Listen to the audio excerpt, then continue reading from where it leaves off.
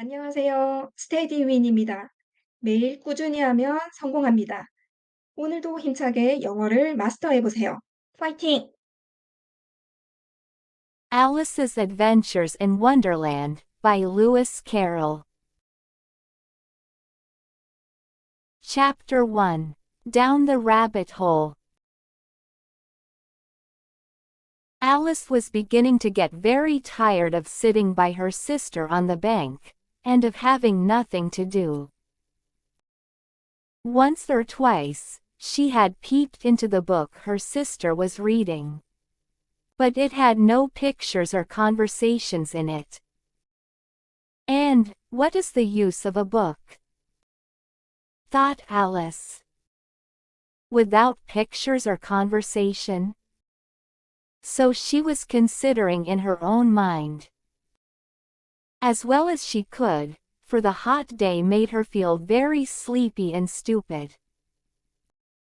Whether the pleasure of making a daisy chain would be worth the trouble of getting up and picking the daisies. When suddenly a white rabbit with pink eyes ran close by her. There was nothing so very remarkable in that. Nor did Alice think it so very much out of the way, to hear the rabbit say to itself, oh dear, I shall be late." When she thought it over afterwards, it occurred to her that she ought to have wondered at this, but at the time, it all seemed quite natural. But when the rabbit actually took a watch out of its waistcoat pocket, and looked at it, and then hurried on, Alice started to her feet. For it flashed across her mind that she had never before seen a rabbit with either a waistcoat pocket or a watch to take out of it. And burning with curiosity, she ran across the field after it, and fortunately was just in time to see it pop down a large rabbit hole under the hedge. In another moment, down went Alice after it, never once considering how in the world she was to get out again. The rabbit hole went straight on, like a tunnel for some way. And then, dipped suddenly down, so suddenly that Alice had not a moment to think about stopping herself, before she found herself falling down a very deep well. Either the well was very deep, or she fell very slowly. For she had plenty of time, as she went down, to look about her, and to wonder what was going to happen next. First, she tried to look down, and make out what she was coming to, but it was too dark to see anything. Then she looked at the sides of the well, and noticed that they were filled with cupboards and bookshelves. Here and there, she saw maps and pictures hung upon pegs. She took down a jar from one of the shelves as she passed. It was labeled, "Orange Marmalade," but to her great disappointment, it was empty. She did not like to drop the jar, for fear of killing somebody, so managed to put it into one of the cupboards, as she fell past it. Well, thought Alice to herself, after such a fall as this, I shall think nothing of tumbling downstairs. How brave they'll all think me at home. Why, I wouldn't say anything about it, even if I fell off the top of the house. Which was very likely true. Down, down, down. Would the fall never come to an end? I wonder how many miles I've fallen by this time, she said aloud. I must be getting somewhere near the center of the earth. Let me see. That would be 4,000 miles down, I think. For, you see, Alice had learnt several things of this sort in her lessons in the schoolroom.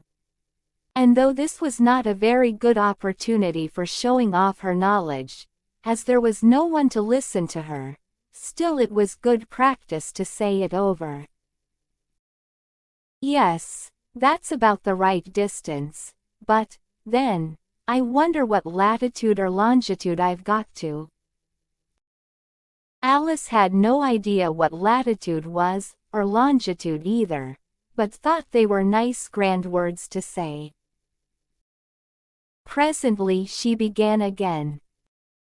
I wonder if I shall fall right through the earth. How funny it'll seem to come out among the people that walk with their heads downward. The antipathies, I think. She was rather glad there was no one listening, this time, as it didn't sound at all the right word. But I shall have to ask them what the name of the country is, you know. Please, ma'am, is this New Zealand or Australia? And she tried to curtsy as she spoke. Fancy curtsying as you're falling through the air. Do you think you could manage it? And what an ignorant little girl she'll think me for asking. No, it'll never do to ask. Perhaps I shall see it written up somewhere. Down, down, down. There was nothing else to do, so Alice soon began talking again. Dinah'll miss me very much tonight, I should think. Dinah was the cat. I hope they'll remember her saucer of milk at tea time. Dinah, my dear. I wish you were down here with me. There are no mice in the air, I'm afraid, but you might catch a bat, and that's very like a mouse, you know. But do cats eat bats, I wonder?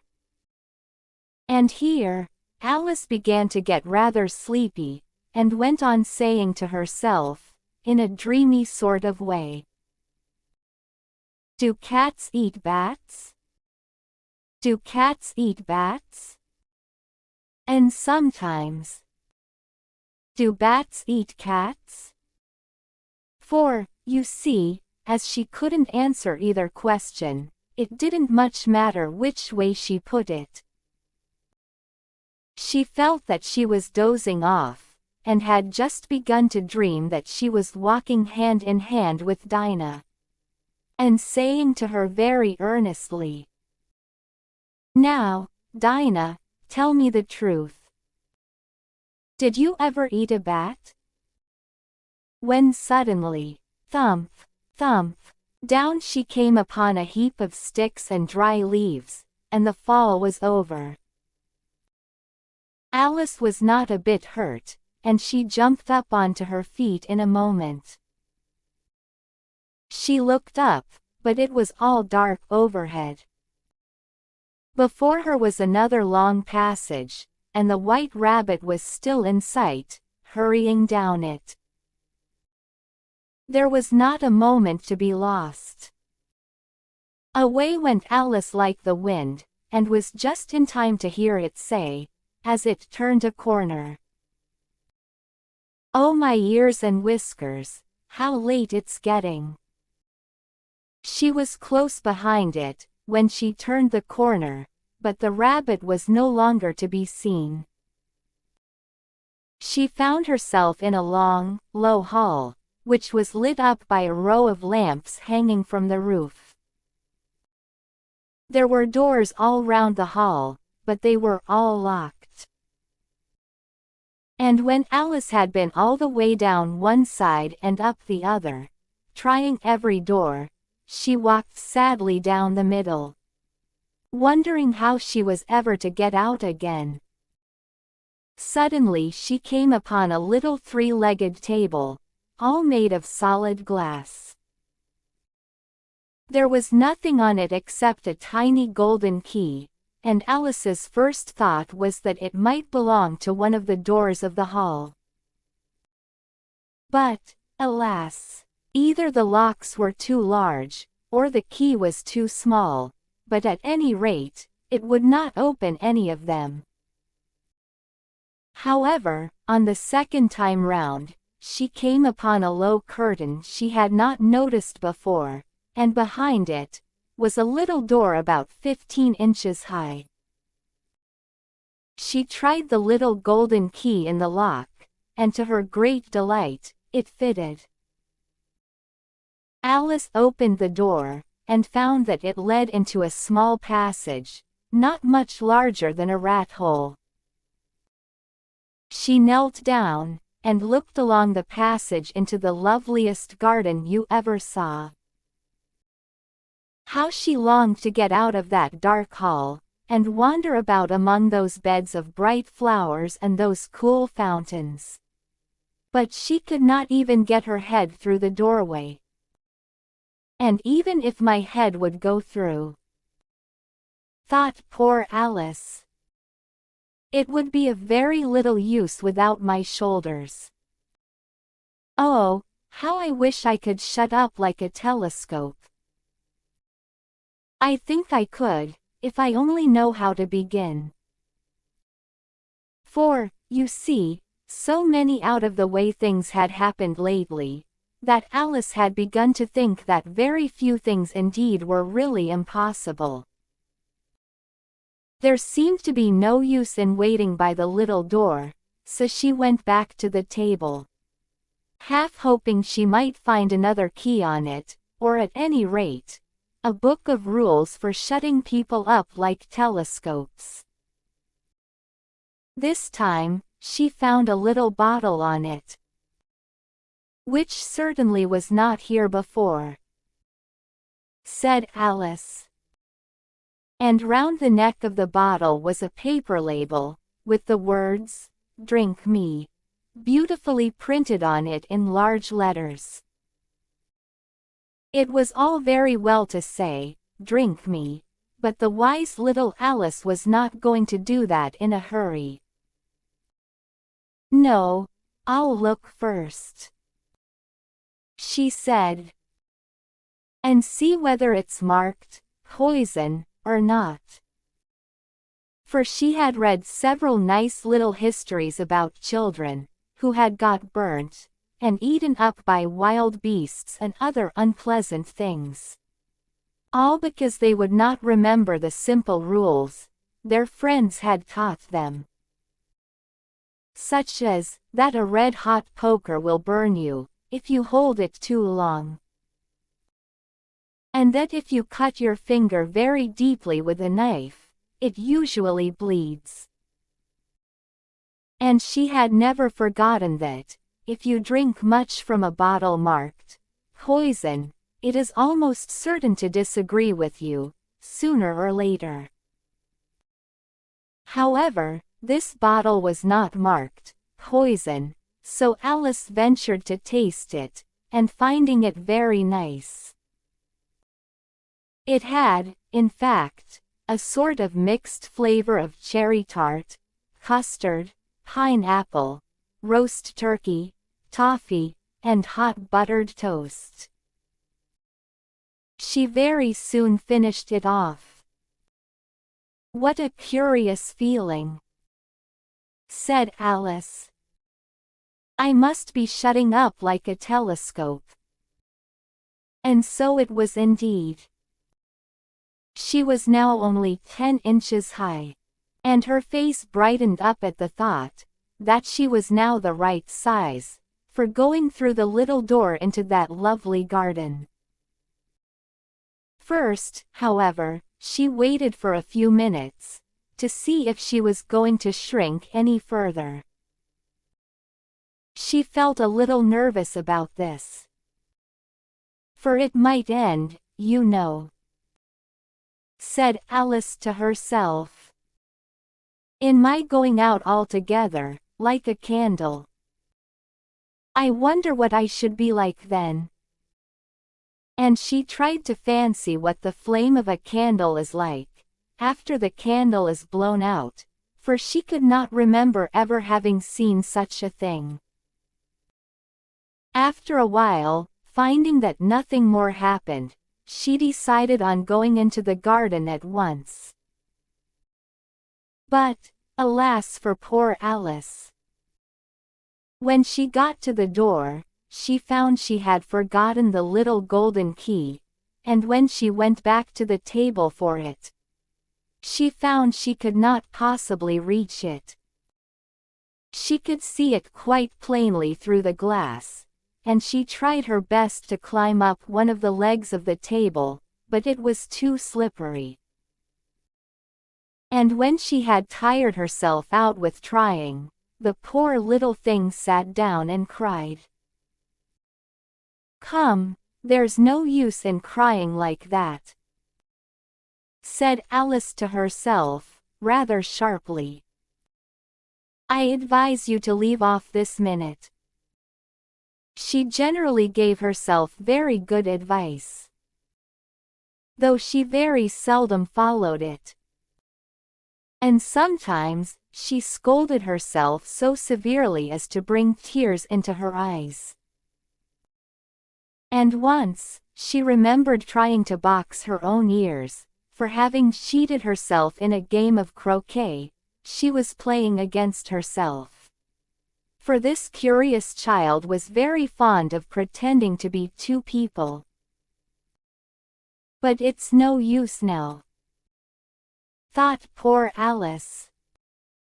"To pretend to be two people.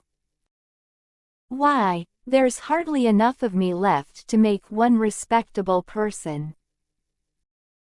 Soon, her eye fell on a little glass box that was lying under the table. She opened it, and found in it a very small cake, on which the words, "Eat me," were beautifully marked in currants.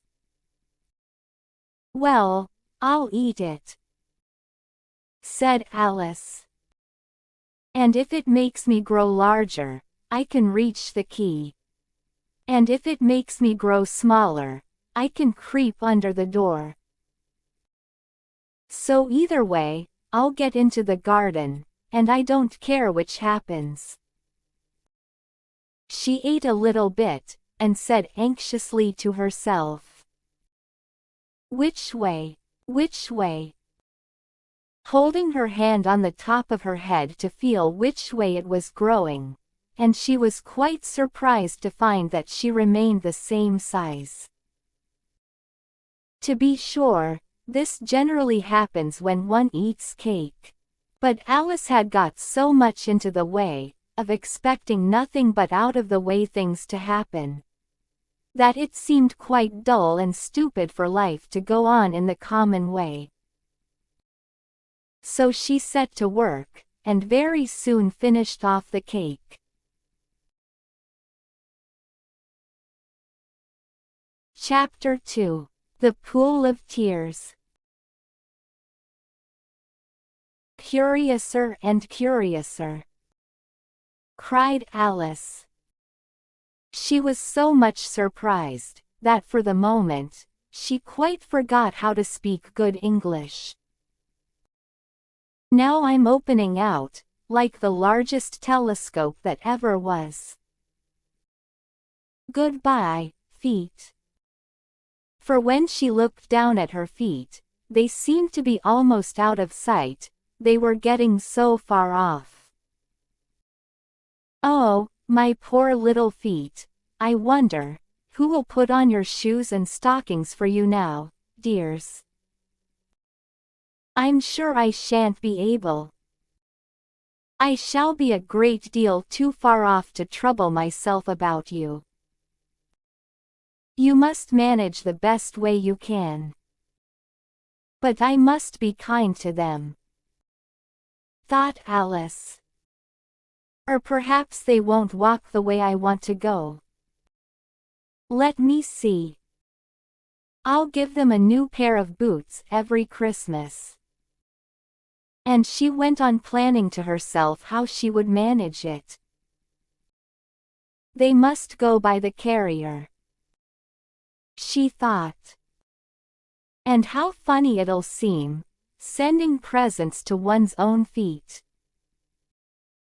And how odd the directions will look.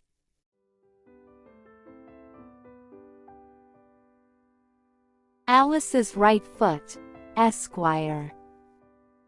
Hearthrug. Near the fender. With Alice's love.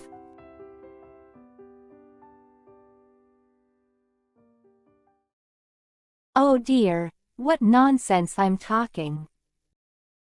Just then, her head struck against the roof of the hall. In fact, she was now more than 9 feet high, and she at once took up the little golden key, and hurried off to the garden door. Poor Alice. It was as much as she could do, lying down on one side, to look through into the garden with one eye. But to get through was more hopeless than ever. She sat down and began to cry again. "You ought to be ashamed of yourself," said Alice. "A great girl like you." She might well say this. To go on crying in this way. Stop this moment, I tell you. But she went on all the same, shedding gallons of tears, until there was a large pool all round her, about 4 inches deep and reaching half down the hall. After a time, she heard a little pattering of feet in the distance, and she hastily dried her eyes to see what was coming. It was the White Rabbit returning, splendidly dressed, with a pair of white kid gloves in one hand, and a large fan in the other. He came trotting along in a great hurry, muttering to himself as he came. "Oh, the Duchess, the Duchess. Oh, won't she be savage, if I've kept her waiting?" Alice felt so desperate, that she was ready to ask help of anyone. So, when the rabbit came near her, she began, in a low, timid voice. "If you please, sir." The rabbit started violently, dropped the white kid gloves and the fan, and scurried away into the darkness as hard as he could go. Alice took up the fan and gloves, and, as the hall was very hot, she kept fanning herself all the time she went on talking. "Dear, dear. How queer everything is today. And yesterday, things went on just as usual. I wonder if I've been changed in the night? Let me think. Was I the same, when I got up this morning? I almost think I can remember feeling a little different. But, if I'm not the same, the next question is, who in the world am I? Ah, that's the great puzzle." And she began thinking over all the children she knew, that were of the same age as herself, to see if she could have been changed for any of them. "I'm sure I'm not Ada," she said. "For her hair goes in such long ringlets, and mine doesn't go in ringlets at all. And I'm sure I can't be Mabel, for I know all sorts of things, and she, oh, she knows such a very little. Besides, she's she, and I'm I, and, oh dear, how puzzling it all is. I'll try if I know all the things I used to know. Let me see.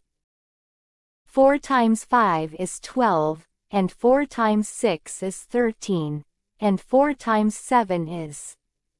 Oh dear. I shall never get to 20 at that rate.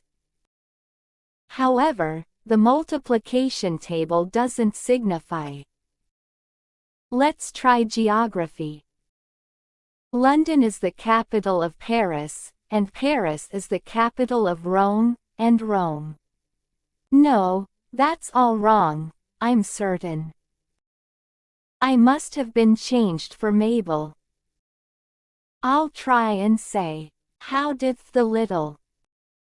And she crossed her hands on her lap, as if she were saying lessons, and began to repeat it, but her voice sounded hoarse and strange. And the words did not come the same as they used to do.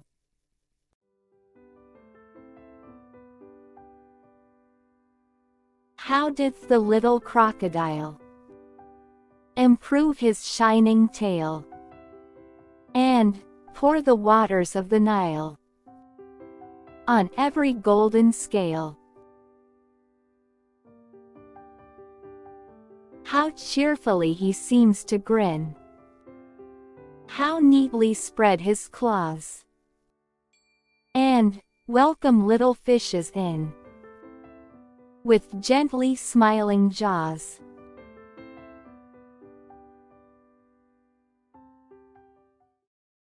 I'm sure those are not the right words, said poor Alice, and her eyes filled with tears again as she went on.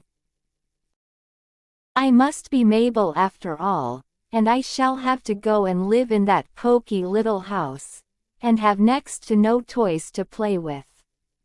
And, oh, ever so many lessons to learn. No, I've made up my mind about it. If I'm Mabel, I'll stay down here.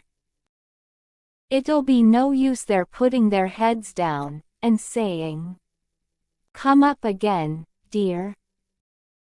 I shall only look up and say, "Who am I then? Tell me that first, and then, if I like being that person, I'll come up. If not, I'll stay down here, till I'm somebody else." But, oh dear, cried Alice, with a sudden burst of tears, I do wish they would put their heads down.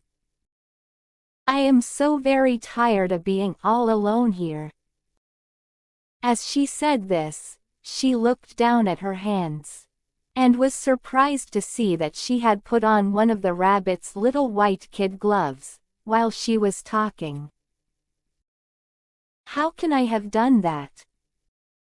She thought. I must be growing small again. She got up and went to the table to measure herself by it, and found that, as nearly as she could guess, she was now about 2 feet high, and was going on shrinking rapidly.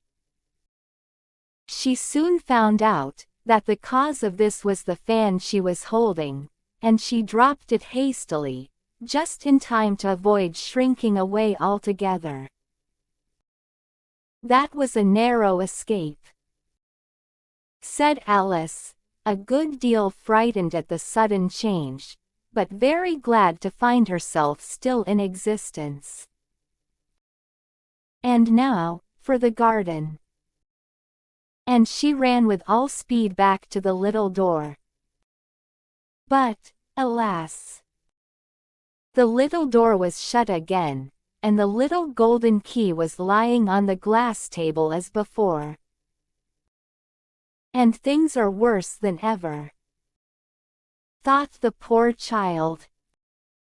For I never was so small as this before, never. And I declare it's too bad, that it is. As she said these words, her foot slipped, and in another moment, splash! She was up to her chin in salt water. Her first idea was that she had somehow fallen into the sea. And in that case, I can go back by railway, she said to herself. Alice had been to the seaside once in her life, and had come to the general conclusion that wherever you go to on the English coast, you find a number of bathing machines in the sea, some children digging in the sand with wooden spades. Then a row of lodging houses, and behind them a railway station. However, she soon made out that she was in the pool of tears, which she had wept when she was 9 feet high. "I wish I hadn't cried so much," said Alice, as she swam about, trying to find her way out. "I shall be punished for it now, I suppose, by being drowned in my own tears. That will be a queer thing, to be sure. However, everything is queer today." Just then, she heard something splashing about in the pool a little way off, and she swam nearer to make out what it was. At first, she thought it must be a walrus or hippopotamus. But then, she remembered how small she was now, and she soon made out that it was only a mouse, that had slipped in like herself. Would it be of any use, now, thought Alice, to speak to this mouse? Everything is so out of the way down here, that I should think very likely it can talk. At any rate, there's no harm in trying. So she began. "Oh mouse, do you know the way out of this pool? I am very tired of swimming about here, oh mouse." Alice thought this must be the right way of speaking to a mouse. She had never done such a thing before, but she remembered having seen in her brother's Latin grammar, "A mouse, of a mouse, to a mouse, oh mouse." The mouse looked at her rather inquisitively, and seemed to her to wink with one of its little eyes, but it said nothing. "Perhaps it doesn't understand English," thought Alice. "I dare say it's a French mouse, come over with William the Conqueror." For, with all her knowledge of history, Alice had no very clear notion how long ago anything had happened. So, she began again. "Wu ma shot?" which was the first sentence in her French lesson book. The mouse gave a sudden leap out of the water, and seemed to quiver all over with fright. "Oh, I beg your pardon," cried Alice hastily, afraid that she had hurt the poor animal's feelings. "I quite forgot you didn't like cats." "Not like cats?" cried the mouse, in a shrill, passionate voice. "Would you like cats, if you were me?" "Well, perhaps not," said Alice in a soothing tone. "Don't be angry about it. And yet, I wish I could show you our cat Dinah. I think you'd take a fancy to cats, if you could only see her. She is such a dear quiet thing." Alice went on, half to herself, as she swam lazily about in the pool. "And she sits purring so nicely by the fire, licking her paws and washing her face. And she is such a nice soft thing to nurse. And she's such a capital one for catching mice." "Oh, I beg your pardon," cried Alice again, for, this time, the mouse was bristling all over, and she felt certain it must be really offended. "We won't talk about her any more, if you'd rather not." "We indeed," cried the mouse, who was trembling down to the end of his tail. As if I would talk on such a subject. Our family always hated cats. Nasty, low, vulgar things. Don't let me hear the name again. I won't indeed, said Alice, in a great hurry, to change the subject of conversation. Are you fond of dogs? The mouse did not answer, so Alice went on eagerly. There is such a nice little dog near our house I should like to show you. A little bright-eyed terrier, you know, with such long curly brown hair. And it'll fetch things when you throw them, and it'll sit up and beg for its dinner, and all sorts of things. I can't remember half of them. And it belongs to a farmer, you know, and he says it's so useful, it's worth £100. He says it kills all the rats, and... Oh dear! Cried Alice in a sorrowful tone. I'm afraid I've offended it again. For the mouse was swimming away from her as hard as it could go, and making quite a commotion in the pool as it went. So she called softly after it. Mouse dear, do come back again, and we won't talk about cats or dogs either, if you don't like them. When the mouse heard this, it turned round and swam slowly back to her. Its face was quite pale. With passion, Alice thought. And it said in a low trembling voice, let us get to the shore, and then I'll tell you my history, and you'll understand why it is I hate cats and dogs. It was high time to go, for the pool was getting quite crowded with the birds and animals that had fallen into it. There were a duck and a dodo, a lory and an eaglet, and several other curious creatures. Alice led the way, and the whole party swam to the shore. Chapter 3: A Caucus Race and a Long Tail. They were indeed a queer-looking party that assembled on the bank. The birds with draggled feathers, the animals with their fur clinging close to them, and all dripping wet, cross, and uncomfortable. The first question of course was, how to get dry again. They had a consultation about this. And after a few minutes, it seemed quite natural to Alice to find herself talking familiarly with them, as if she had known them all her life. Indeed, she had quite a long argument with the lory, who at last turned sulky, and would only say, I am older than you, and must know better. And this Alice would not allow, without knowing how old it was, and, as the lory positively refused to tell its age, there was no more to be said.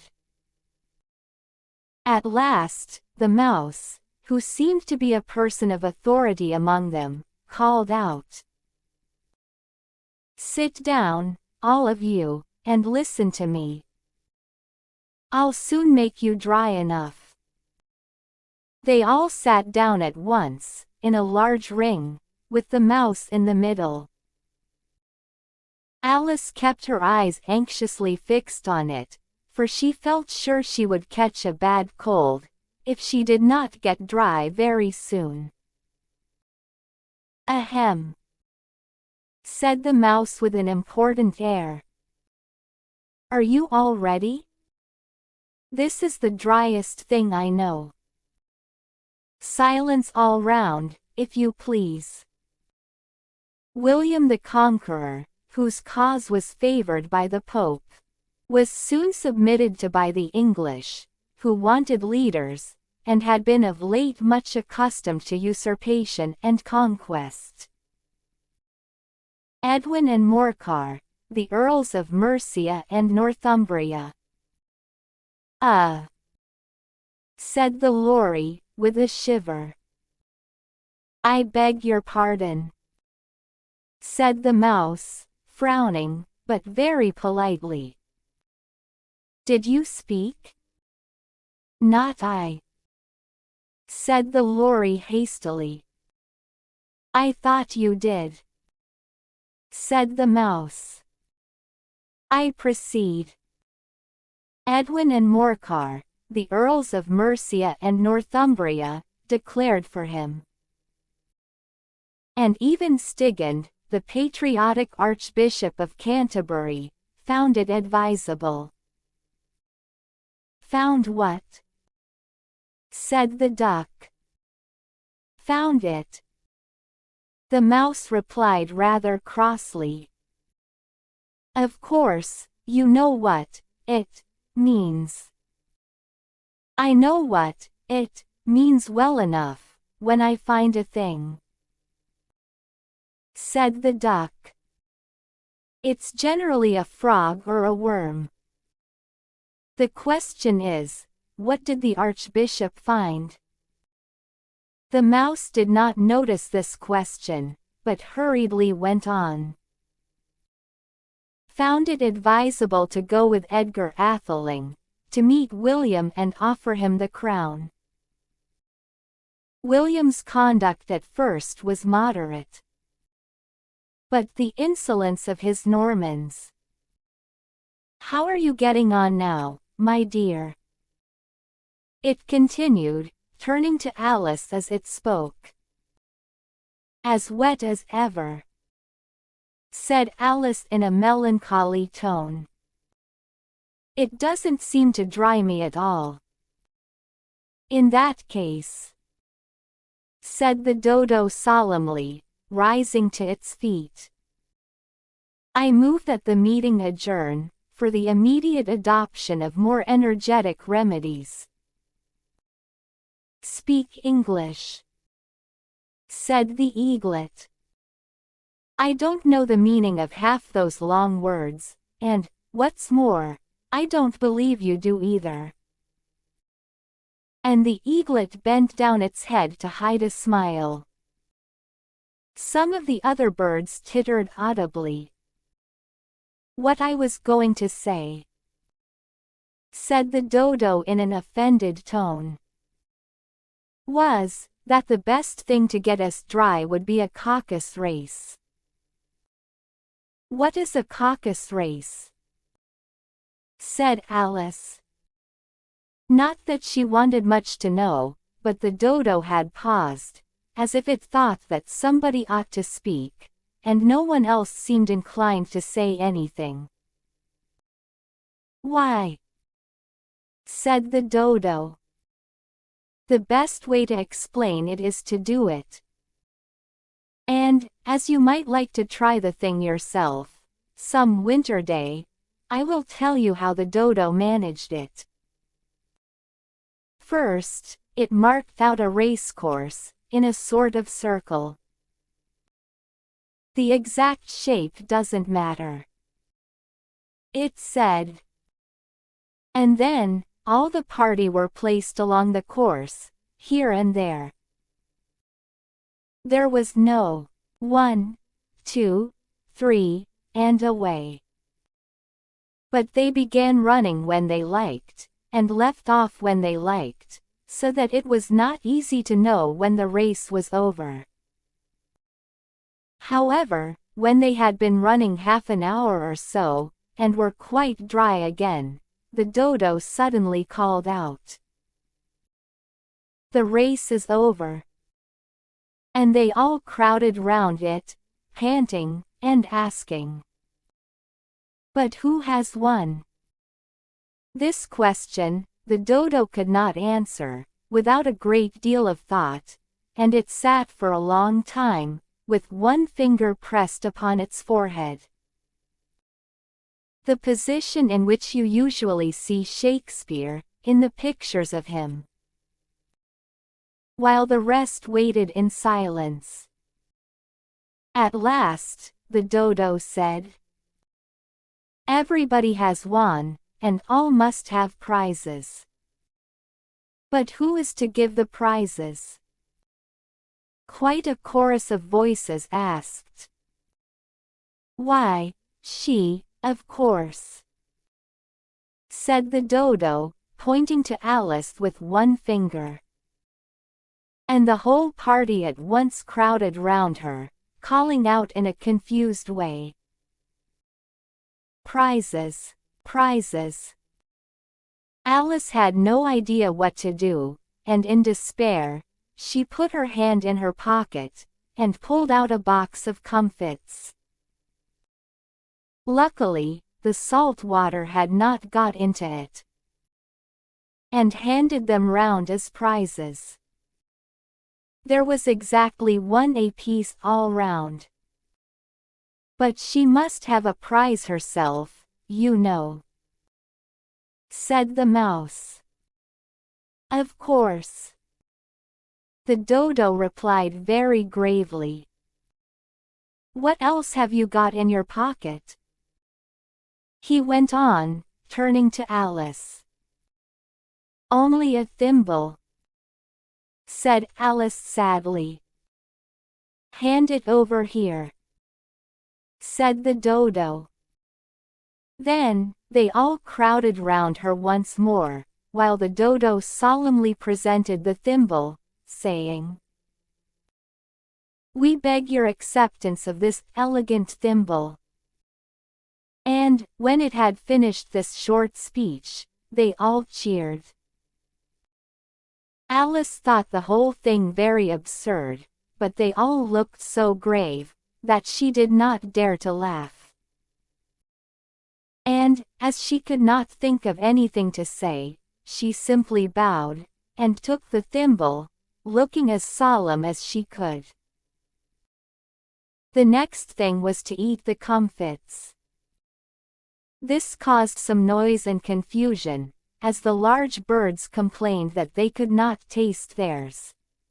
And the small ones choked, and had to be patted on the back. However, it was over at last, and they sat down again in a ring, and begged the mouse to tell them something more.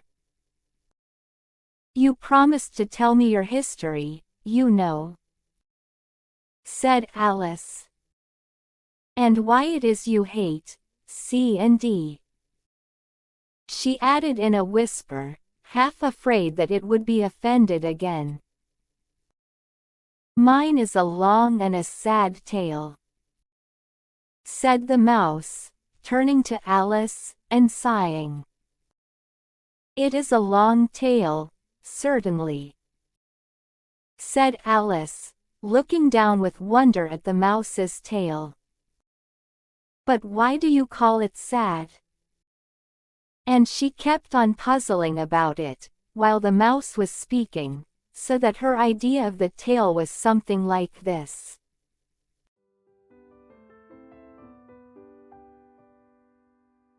Fury said to a mouse that he met in the house, "Let us both go to law. I will prosecute you. Come, I'll take no denial. We trial. For really this morning I've nothing to do," said the mouse to the cur. "Such a trial, dear sir, with no jury or judge, would be wasting our breath. I'll be judge, I'll be jury," said cunning old Fury. "I'll try the whole cause, and condemn you to death."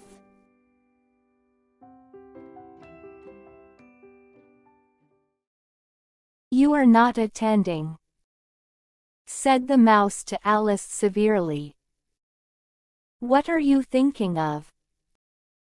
"I beg your pardon," said Alice very humbly. "You had got to the fifth bend, I think?" "I had not," cried the mouse, sharply and very angrily. "Not," said Alice, always ready to make herself useful, and looking anxiously about her. "Oh, do let me help to undo it." "I shall do nothing of the sort," said the mouse, getting up and walking away. "You insult me by talking such nonsense." "I didn't mean it," pleaded poor Alice. "But you're so easily offended, you know." The mouse only growled in reply. "Please come back and finish your story," Alice called after it. And the others all joined in chorus. "Yes, please do." But the mouse only shook its head impatiently, and walked a little quicker. "What a pity it wouldn't stay," sighed the lorry, as soon as it was quite out of sight. And an old crab took the opportunity of saying to her daughter, "Ah, my dear, let this be a lesson to you never to lose your temper. Hold your tongue, Ma," said the young crab, a little snappishly. "You're enough to try the patience of an oyster." "I wish I had our Dinah here, I know I do," said Alice aloud, addressing nobody in particular. "She'd soon fetch it back." "And who is Dinah, if I might venture to ask the question?" said the lorry. Alice replied eagerly, for she was always ready to talk about her pet. "Dinah's our cat. And she's such a capital one for catching mice you can't think. And oh, I wish you could see her after the birds. Why, she'll eat a little bird as soon as look at it." This speech caused a remarkable sensation among the party. Some of the birds hurried off at once. One old magpie began wrapping itself up very carefully, remarking, "I really must be getting home. The night air doesn't suit my throat." And a canary called out in a trembling voice to its children, "Come away, my dears. It's high time you were all in bed." On various pretexts, they all moved off, and Alice was soon left alone. "I wish I hadn't mentioned Dinah," she said to herself in a melancholy tone. "Nobody seems to like her, down here, and I'm sure she's the best cat in the world. Oh, my dear Dinah, I wonder if I shall ever see you any more." And here, poor Alice began to cry again, for she felt very lonely and low-spirited.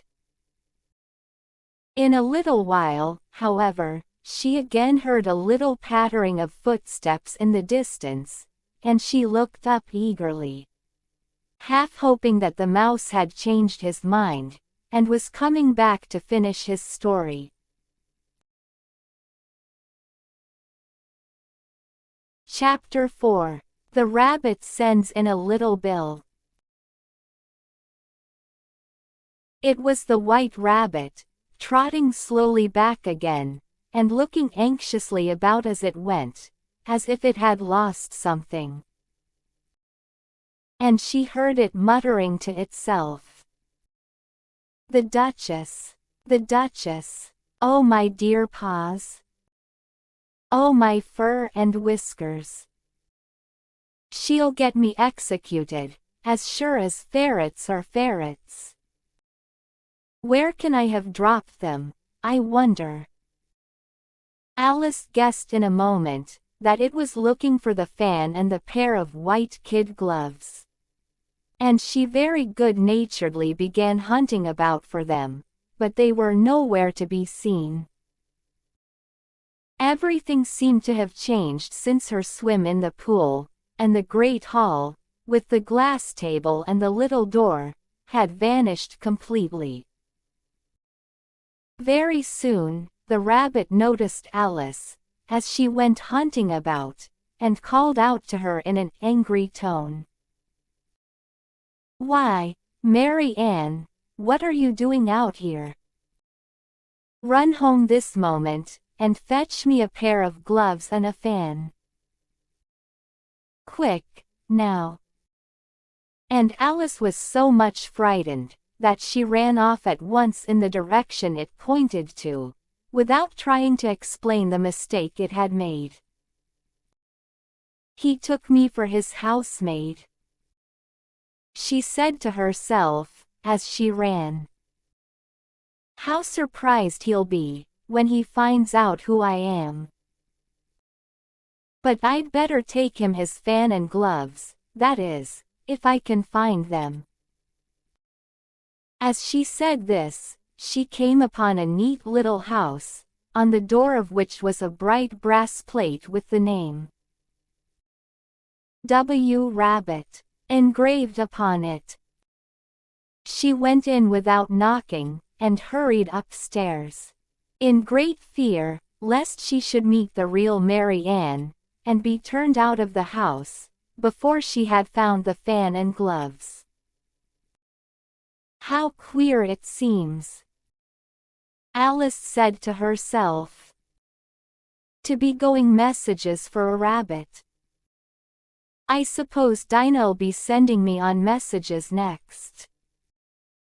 And she began fancying the sort of thing that would happen. "Miss Alice, come here directly, and get ready for your walk.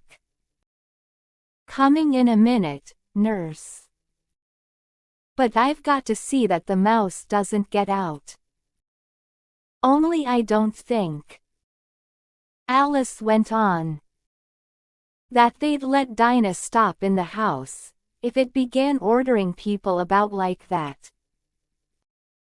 By this time, she had found her way into a tidy little room, with a table in the window, and on it, as she had hoped, a fan and 2 or 3 pairs of tiny white kid gloves. She took up the fan and a pair of the gloves, and was just going to leave the room, when her eye fell upon a little bottle that stood near the looking-glass. There was no label this time with the words, "Drink me," but nevertheless, she uncorked it and put it to her lips. "I know something interesting is sure to happen," she said to herself, "whenever I eat or drink anything. So I'll just see what this bottle does.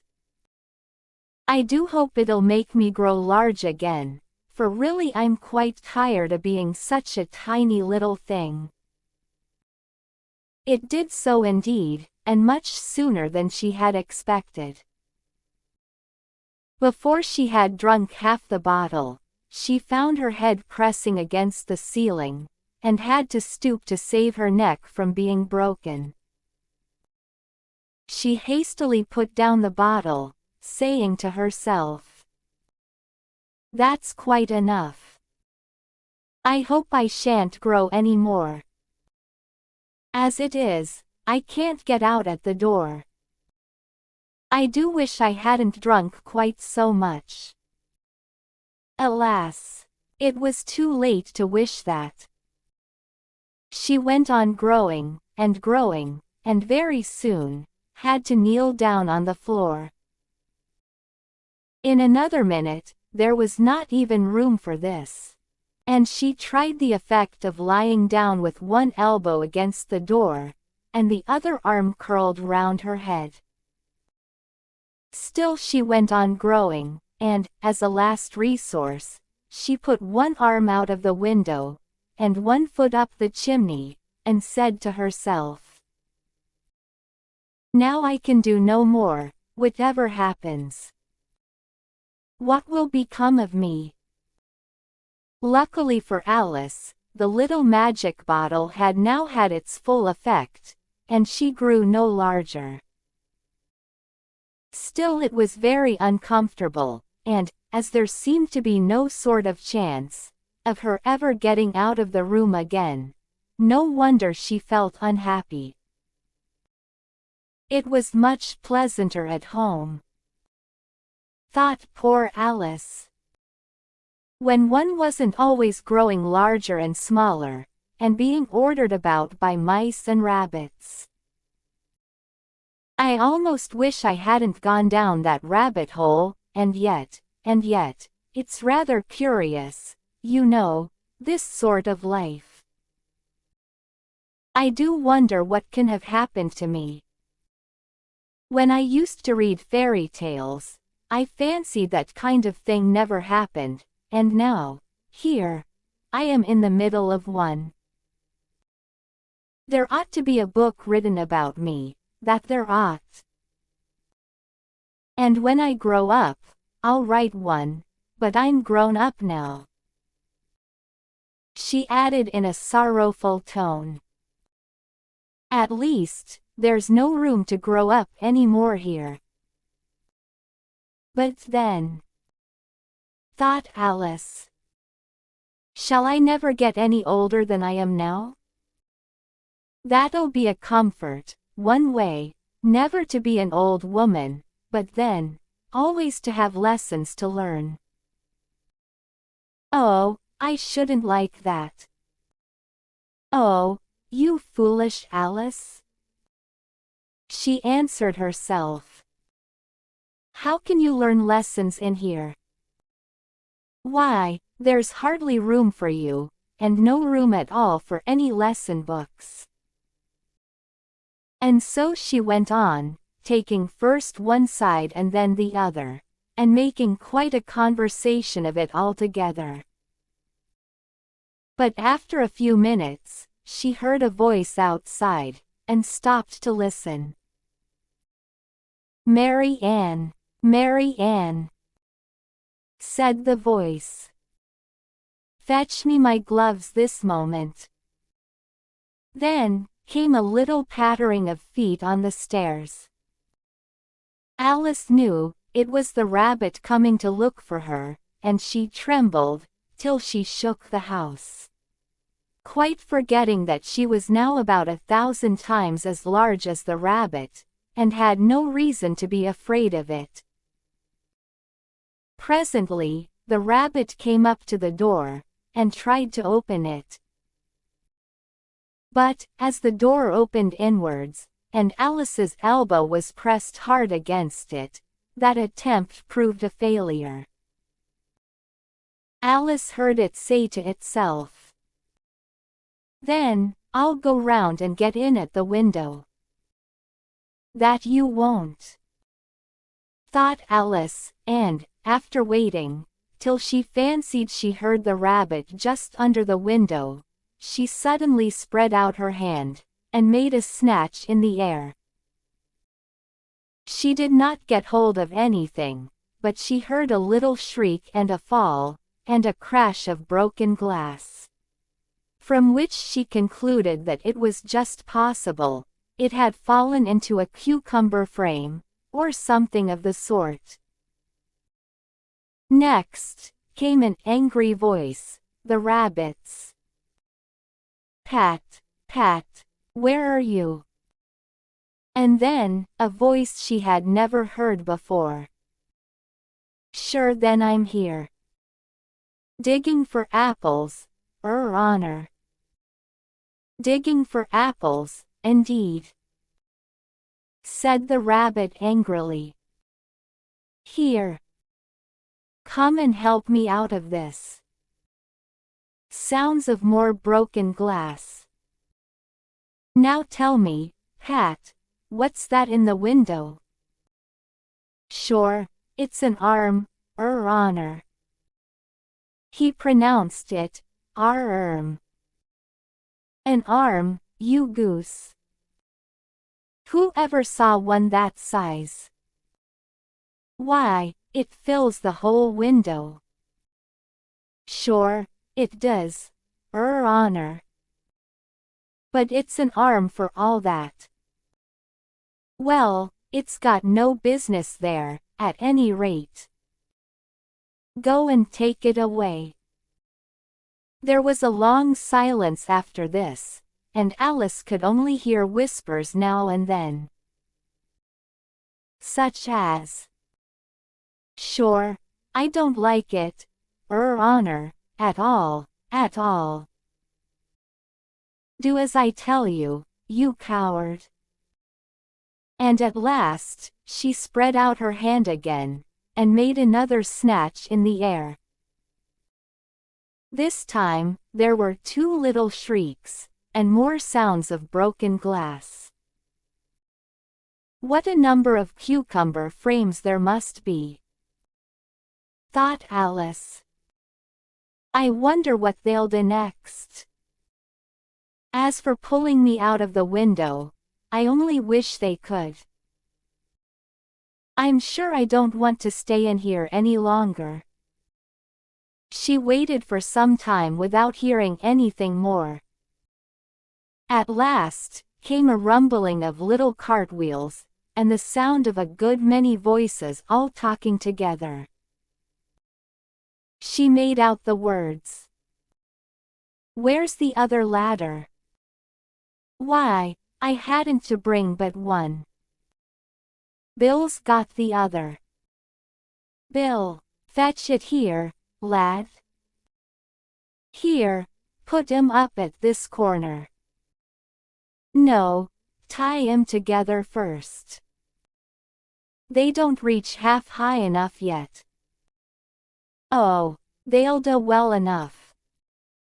Don't be particular.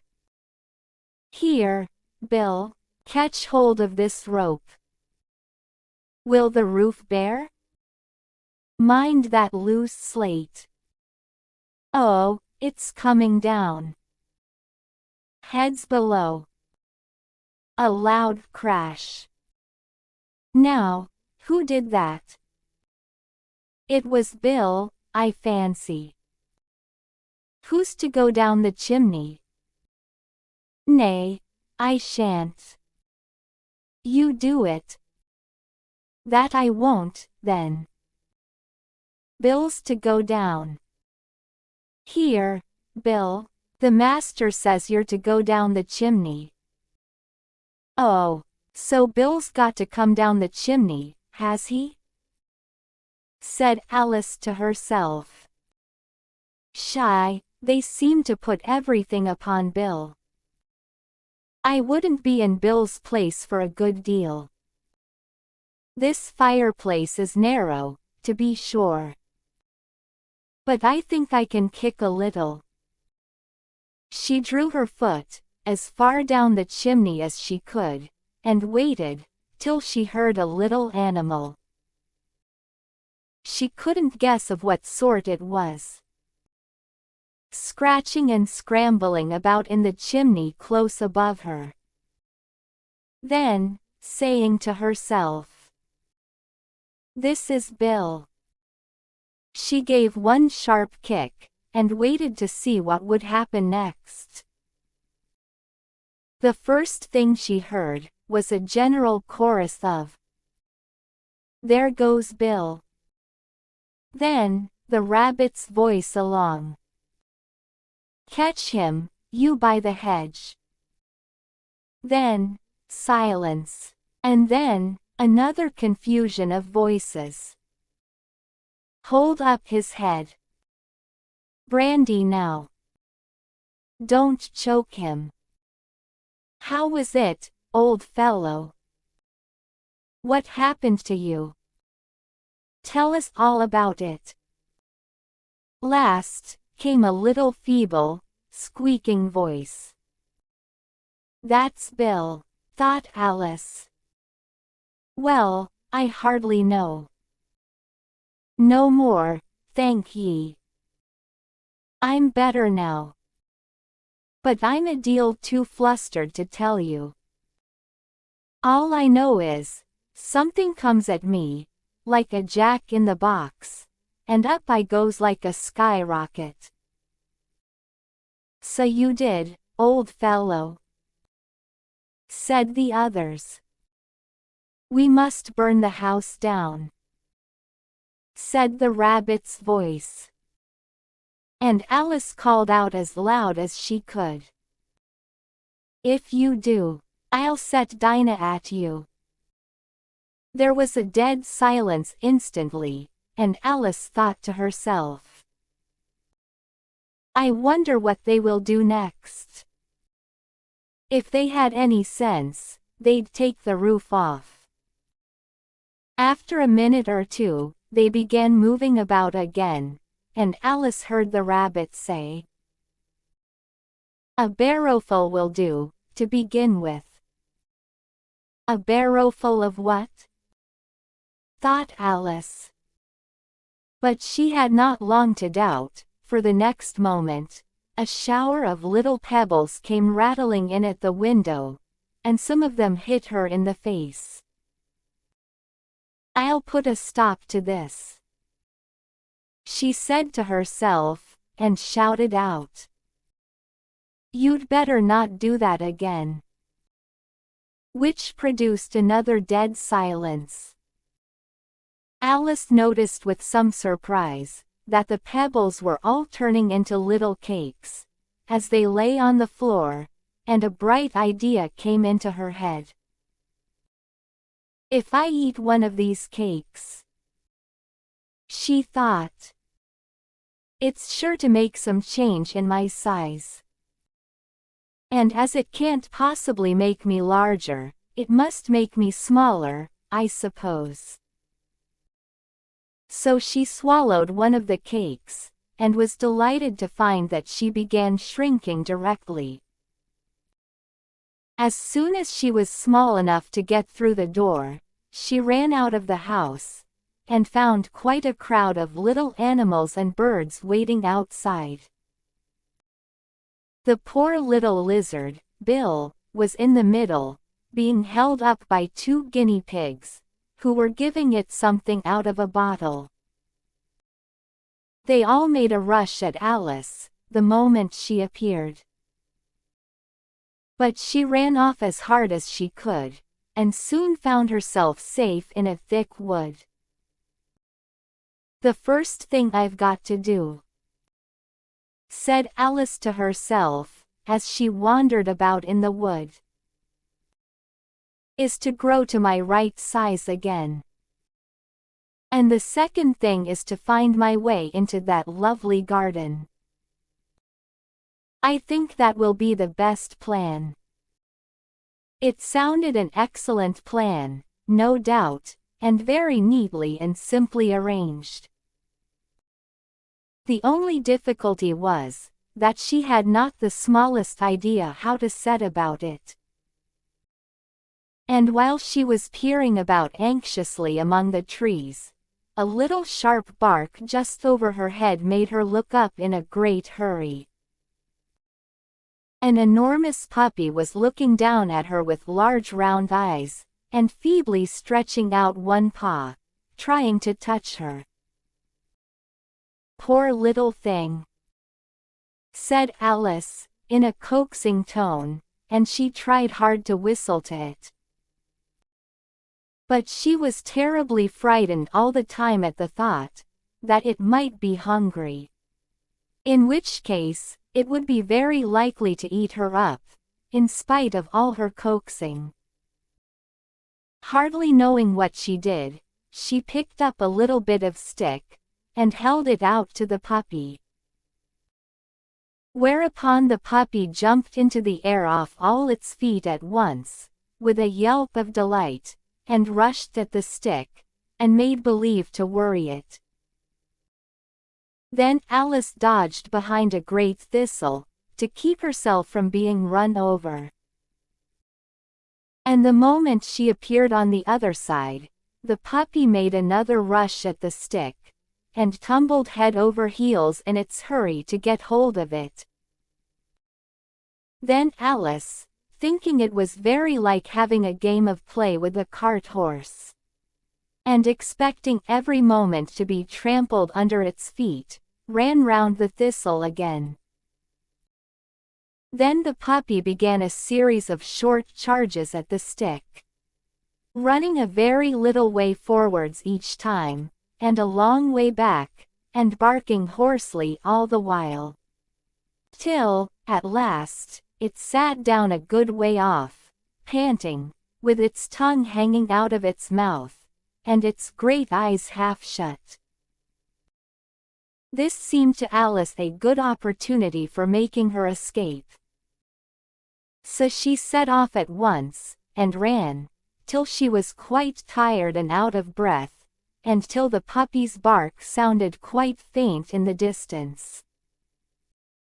And yet, what a dear little puppy it was, said Alice, as she leant against a buttercup to rest herself, and fanned herself with one of the leaves. I should have liked teaching it tricks very much, if I'd only been the right size to do it. Oh dear, I'd nearly forgotten that I've got to grow up again. Let me see. How is it to be managed? I suppose I ought to eat or drink something or other. But the great question is, what? The great question certainly was, what?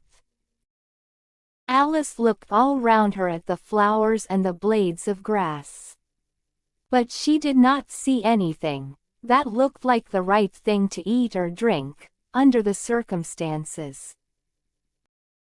There was a large mushroom growing near her, about the same height as herself.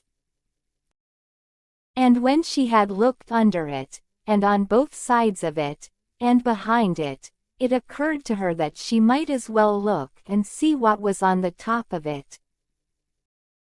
She stretched herself up on tiptoe, and peeped over the edge of the mushroom.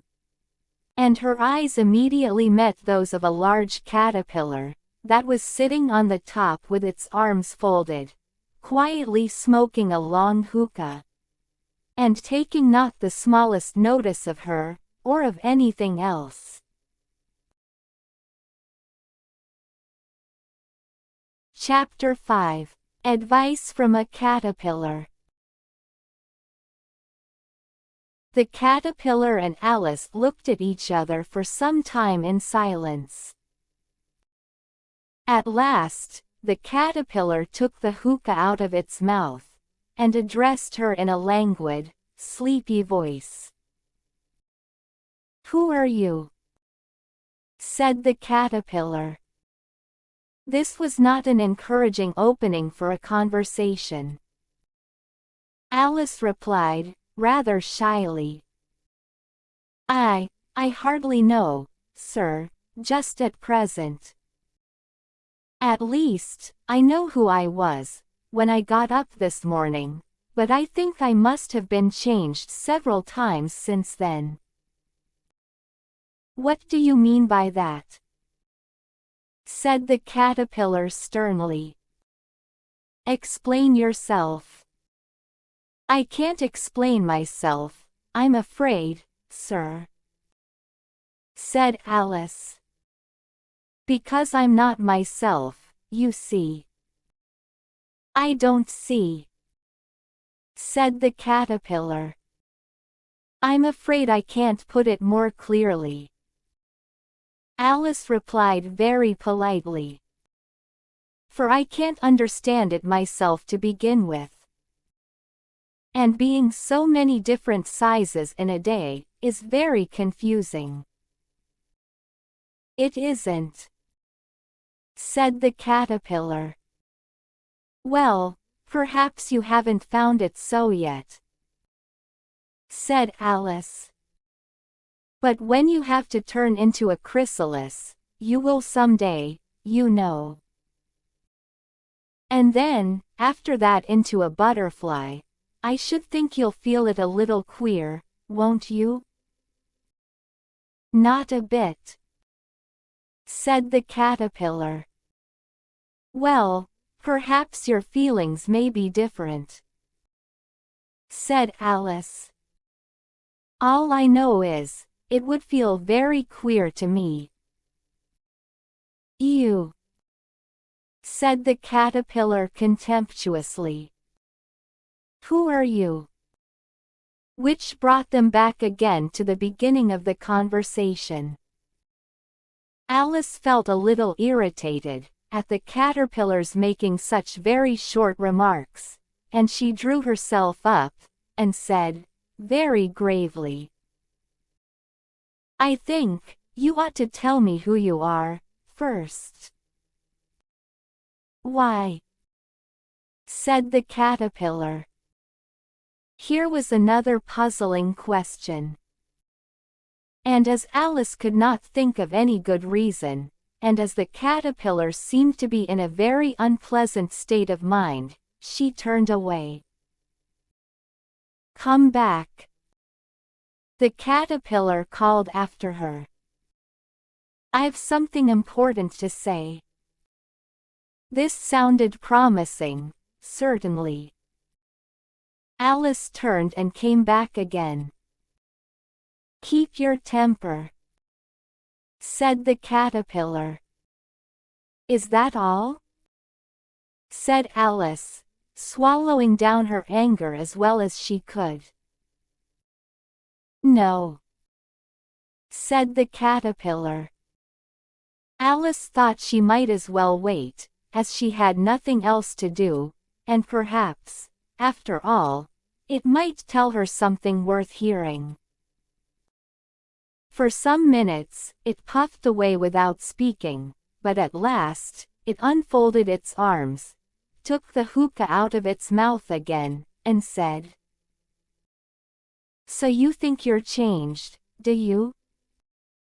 "I'm afraid I am, sir," said Alice. "I can't remember things as I used, and I don't keep the same size for 10 minutes together." "Can't remember what things?" said the caterpillar. "Well, I've tried to say, 'How did the little busy bee?' but it all came different." Alice replied in a very melancholy voice. "Repeat, 'You are old, Father William,'" said the caterpillar. Alice folded her hands, and began.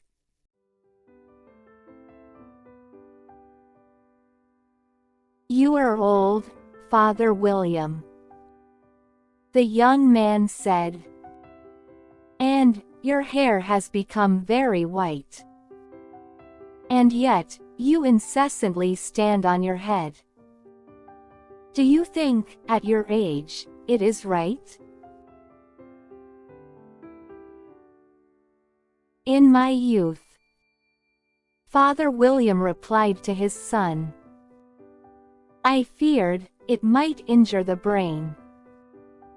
But, now that I'm perfectly sure I have none, why, I do it again and again." "You are old," said the youth, "as I mentioned before, and have grown most uncommonly fat. Yet, you turned a back somersault in at the door. Pray, what is the reason of that?" "In my youth," said the sage, as he shook his gray locks, "I kept all my limbs very supple. By the use of this ointment, 1 shilling the box. Allow me to sell you a couple?" You are old, said the youth, and your jaws are too weak for anything tougher than suet. Yet, you finished the goose, with the bones and the beak. Pray, how did you manage to do it? In my youth, said his father, I took to the law and argued each case with my wife. And the muscular strength, which it gave to my jaw, has lasted the rest of my life. You are old, said the youth. One would hardly suppose that your eye was as steady as ever. Yet, you balanced an eel on the end of your nose. What made you so awfully clever? I have answered 3 questions, and that is enough, said his father. Don't give yourself airs. Do you think I can listen all day to such stuff? Be off, or I'll kick you downstairs.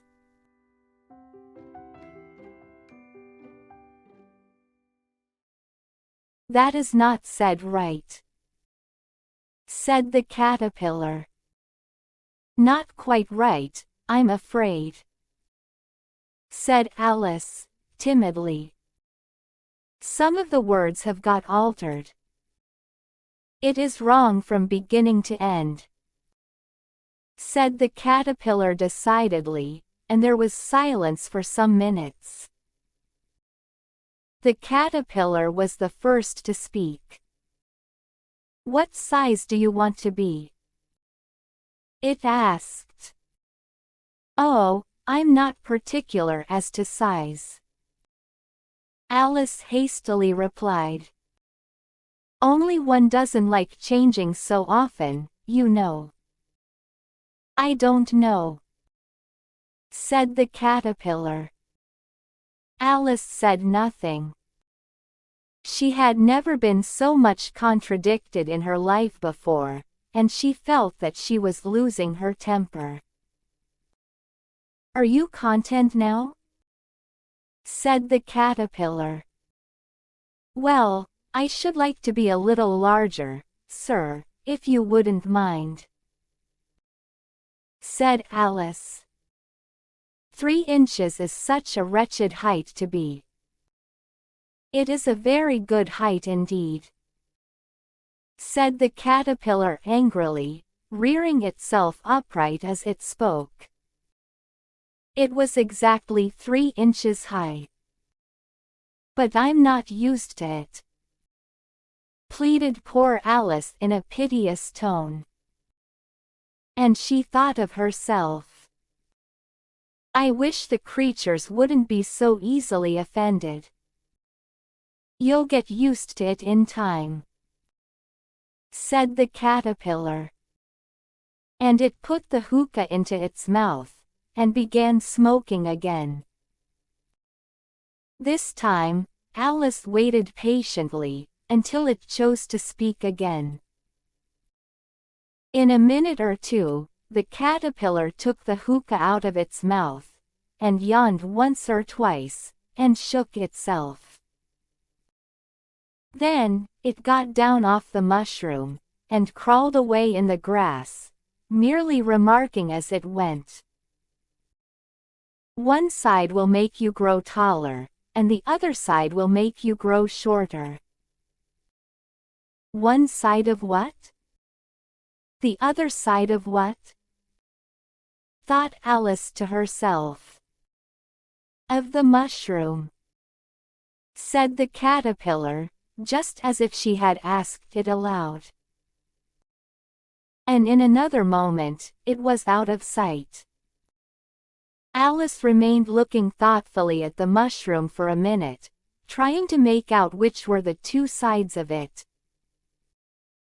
and as it was perfectly round, she found this a very difficult question. However, at last, she stretched her arms round it as far as they would go, and broke off a bit of the edge with each hand. And now, which is which? She said to herself, and nibbled a little of the right-hand bit, to try the effect. The next moment, she felt a violent blow underneath her chin. It had struck her foot. She was a good deal frightened by this very sudden change, but she felt that there was no time to be lost, as she was shrinking rapidly. So, she set to work at once to eat some of the other bit.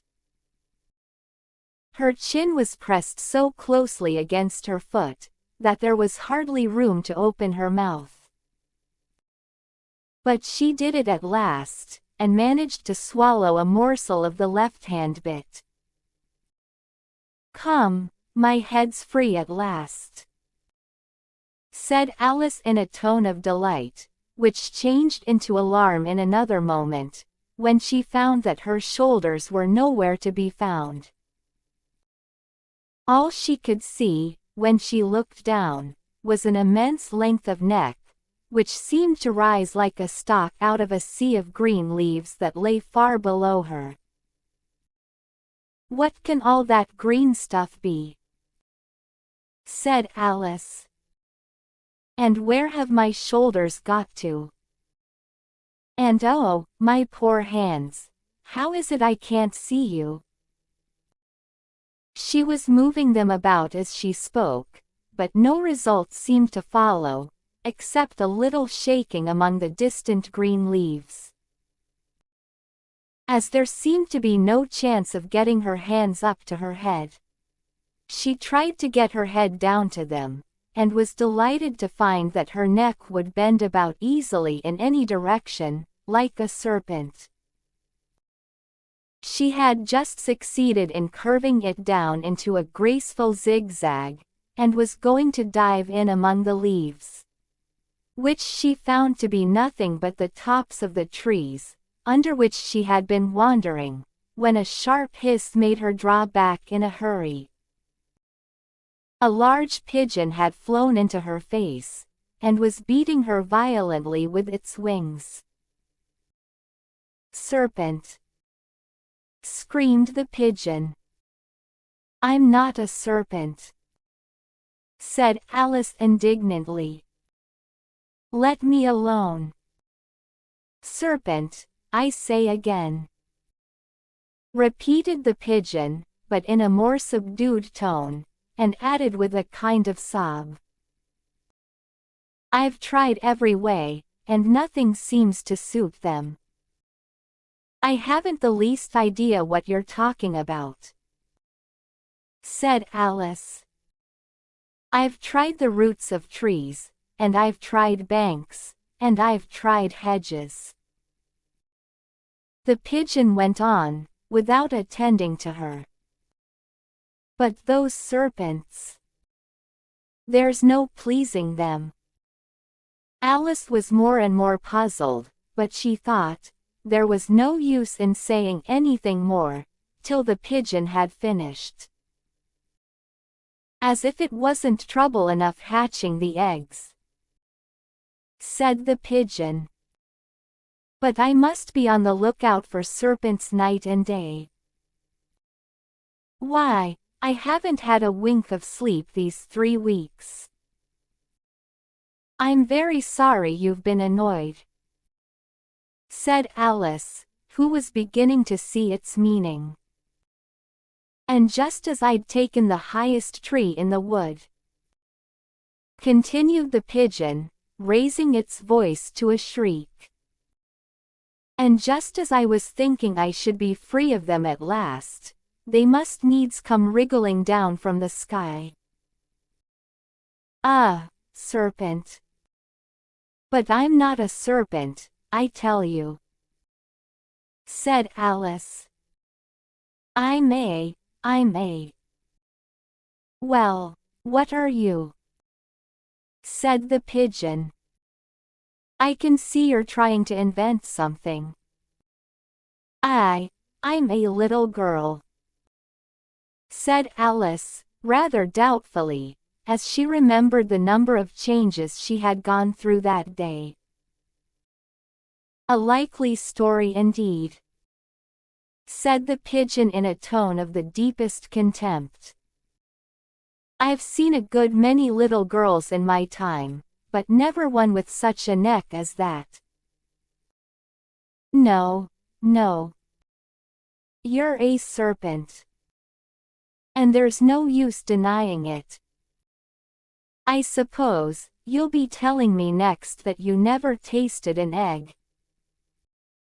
"I have tasted eggs, certainly," said Alice, who was a very truthful child. "But little girls eat eggs quite as much as serpents do, you know." "I don't believe it," said the pigeon. "But if they do, why then they're a kind of serpent, that's all I can say." This was such a new idea to Alice, that she was quite silent for a minute or two, which gave the pigeon the opportunity of adding, "You're looking for eggs, I know that well enough. And what does it matter to me, whether you're a little girl, or a serpent?" "It matters a good deal to me," said Alice hastily. "But I'm not looking for eggs, as it happens. And if I was, I shouldn't want yours. I don't like them raw." "Well, be off, then," said the pigeon in a sulky tone, as it settled down again into its nest. Alice crouched down among the trees as well as she could, for her neck kept getting entangled among the branches. And every now and then, she had to stop and untwist it. After a while, she remembered that she still held the pieces of mushroom in her hands, and she set to work very carefully, nibbling first at one, and then at the other, and growing sometimes taller and sometimes shorter, until she had succeeded in bringing herself down to her usual height. It was so long since she had been anything near the right size, that it felt quite strange at first. But she got used to it in a few minutes, and began talking to herself, as usual. "Come, there's half my plan done now. How puzzling all these changes are. I'm never sure what I'm going to be, from one minute to another. However, I've got back to my right size. The next thing is, to get into that beautiful garden. How is that to be done, I wonder?" As she said this, she came suddenly upon an open place, with a little house in it about 4 feet high. "Whoever lives there?" thought Alice. "It'll never do to come upon them this size. Why, I should frighten them out of their wits." So, she began nibbling at the right-hand bit again, and did not venture to go near the house, till she had brought herself down to 9 inches high. Chapter 6. Pig and Pepper. For a minute or two, she stood looking at the house, and wondering what to do next, when suddenly a footman in livery came running out of the wood. She considered him to be a footman, because he was in livery. Otherwise, judging by his face only, she would have called him a fish. And rapped loudly at the door with his knuckles. It was opened by another footman in livery, with a round face, and large eyes like a frog. And both footmen, Alice noticed, had powdered hair that curled all over their heads. She felt very curious to know what it was all about, and crept a little way out of the wood to listen. The fish footman began by producing from under his arm a great letter, nearly as large as himself, and this he handed over to the other, saying, in a solemn tone, "For the Duchess. An invitation from the Queen to play croquet." The frog footman repeated, in the same solemn tone, only changing the order of the words a little. "From the Queen. An invitation for the Duchess to play croquet." Then, they both bowed low, and their curls got entangled together. Alice laughed so much at this, that she had to run back into the wood, for fear of their hearing her. And when she next peeped out, the fish footman was gone, and the other was sitting on the ground near the door, staring stupidly up into the sky. Alice went timidly up to the door, and knocked. "There's no sort of use in knocking," said the footman. "And that for 2 reasons. First, because I'm on the same side of the door as you are. Secondly, because they're making such a noise inside, no one could possibly hear you. And certainly, there was a most extraordinary noise going on within, a constant howling and sneezing. And every now and then a great crash, as if a dish or kettle had been broken to pieces." "Please, then," said Alice. "How am I to get in? There might be some sense in your knocking." The footman went on without attending to her.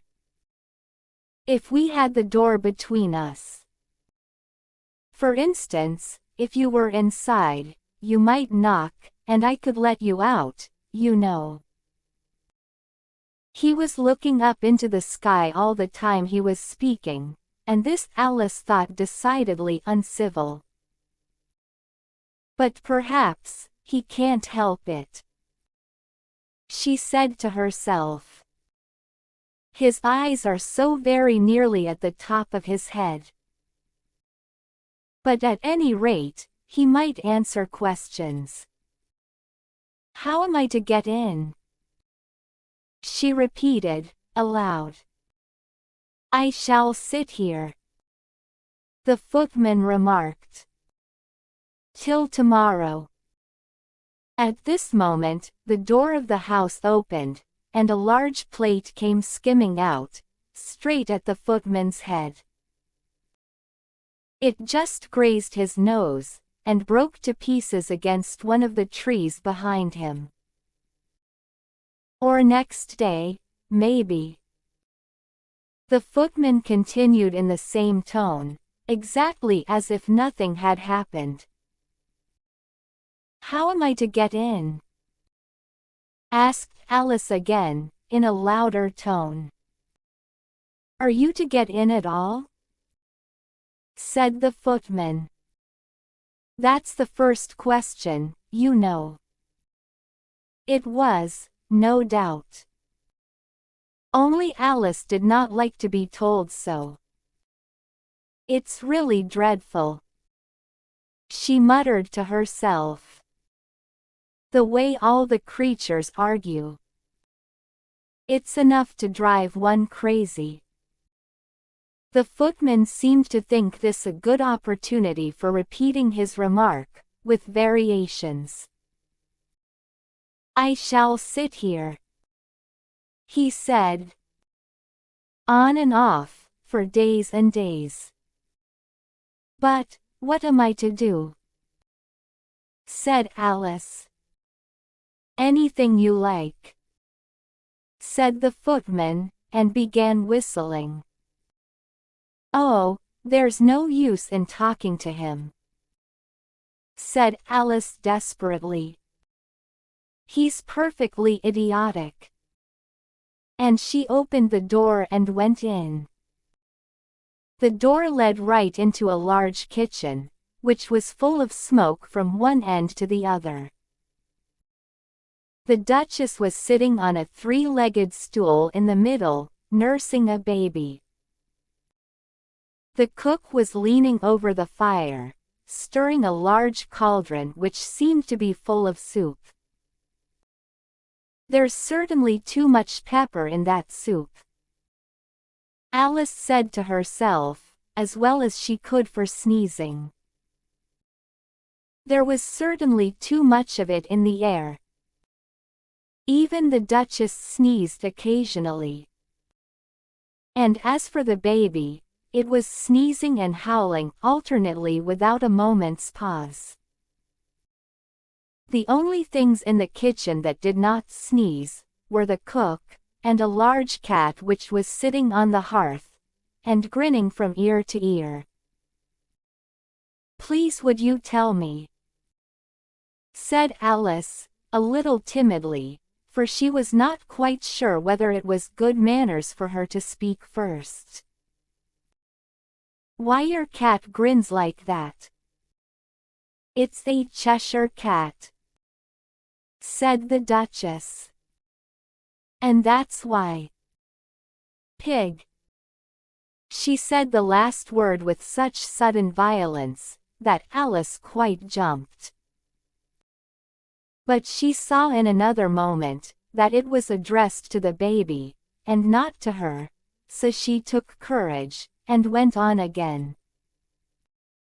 "I didn't know that Cheshire cats always grinned. In fact, I didn't know that cats could grin." "They all can," said the Duchess. "And most of 'em do." "I don't know of any that do," Alice said very politely, feeling quite pleased to have got into a conversation.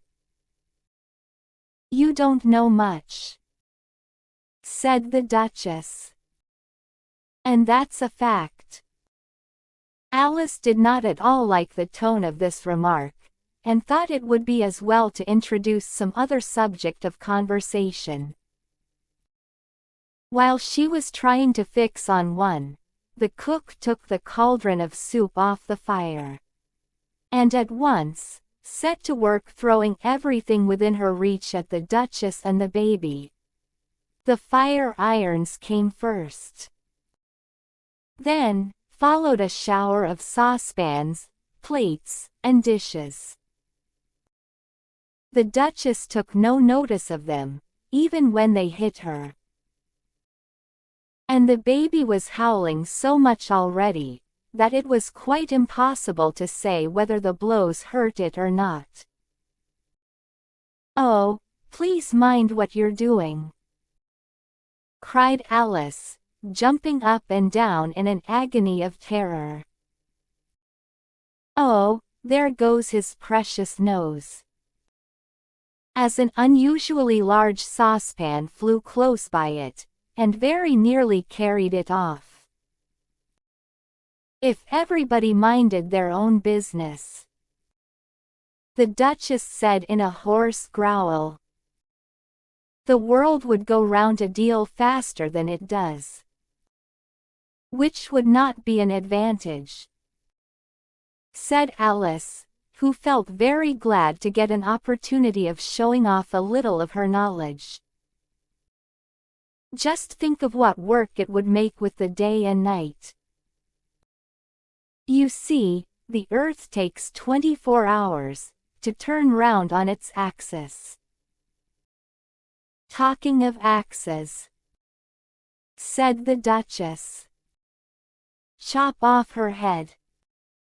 Alice glanced rather anxiously at the cook, to see if she meant to take the hint.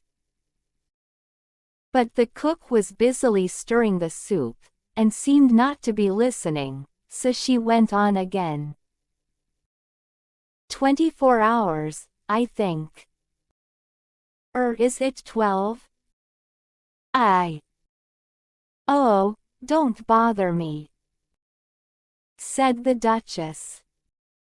I never could abide figures. And with that, she began nursing her child again, singing a sort of lullaby to it, as she did so, and giving it a violent shake at the end of every line.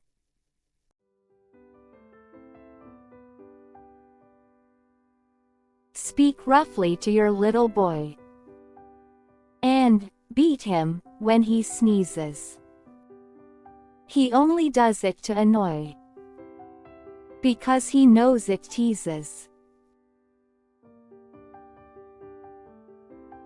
Chorus. In which the cook and the baby joined.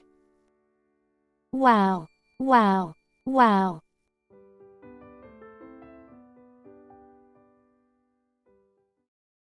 While the Duchess sang the second verse of the song, she kept tossing the baby violently up and down, and the poor little thing howled so that Alice could hardly hear the words.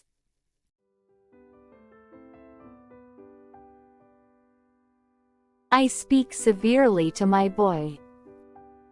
I beat him when he sneezes, for he can thoroughly enjoy the pepper when he pleases. Chorus. Wow, wow, wow.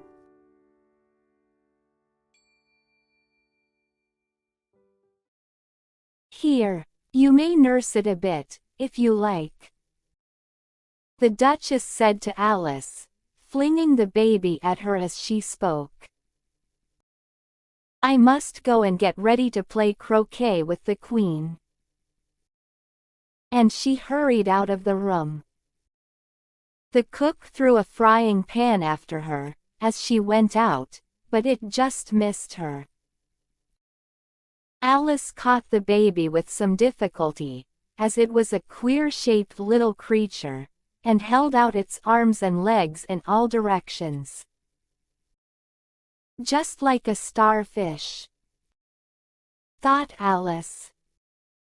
The poor little thing was snorting like a steam engine when she caught it, and kept doubling itself up, and straightening itself out again, so that altogether, for the first minute or two, it was as much as she could do to hold it. As soon as she had made out the proper way of nursing it, which was to twist it up into a sort of knot, and then keep tight hold of its right ear and left foot, so as to prevent its undoing itself, she carried it out into the open air. If I don't take this child away with me, thought Alice, they're sure to kill it in a day or two. Wouldn't it be murder to leave it behind? She said the last words out loud, and the little thing grunted in reply. It had left off sneezing by this time. Don't grunt, said Alice. That's not at all a proper way of expressing yourself. The baby grunted again, and Alice looked very anxiously into its face, to see what was the matter with it. There could be no doubt that it had a very turn-up nose, much more like a snout than a real nose. Also, its eyes were getting extremely small for a baby. Altogether, Alice did not like the look of the thing at all. But perhaps, it was only sobbing, she thought, and looked into its eyes again, to see if there were any tears. No, there were no tears.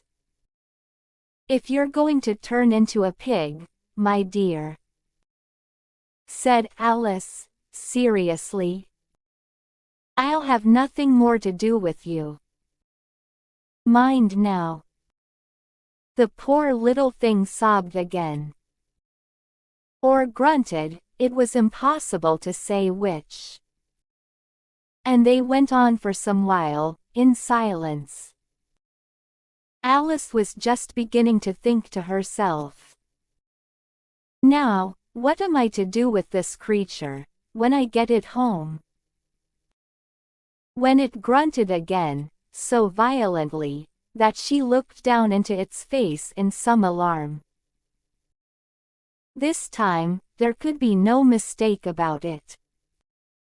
It was neither more nor less than a pig, and she felt that it would be quite absurd for her to carry it further.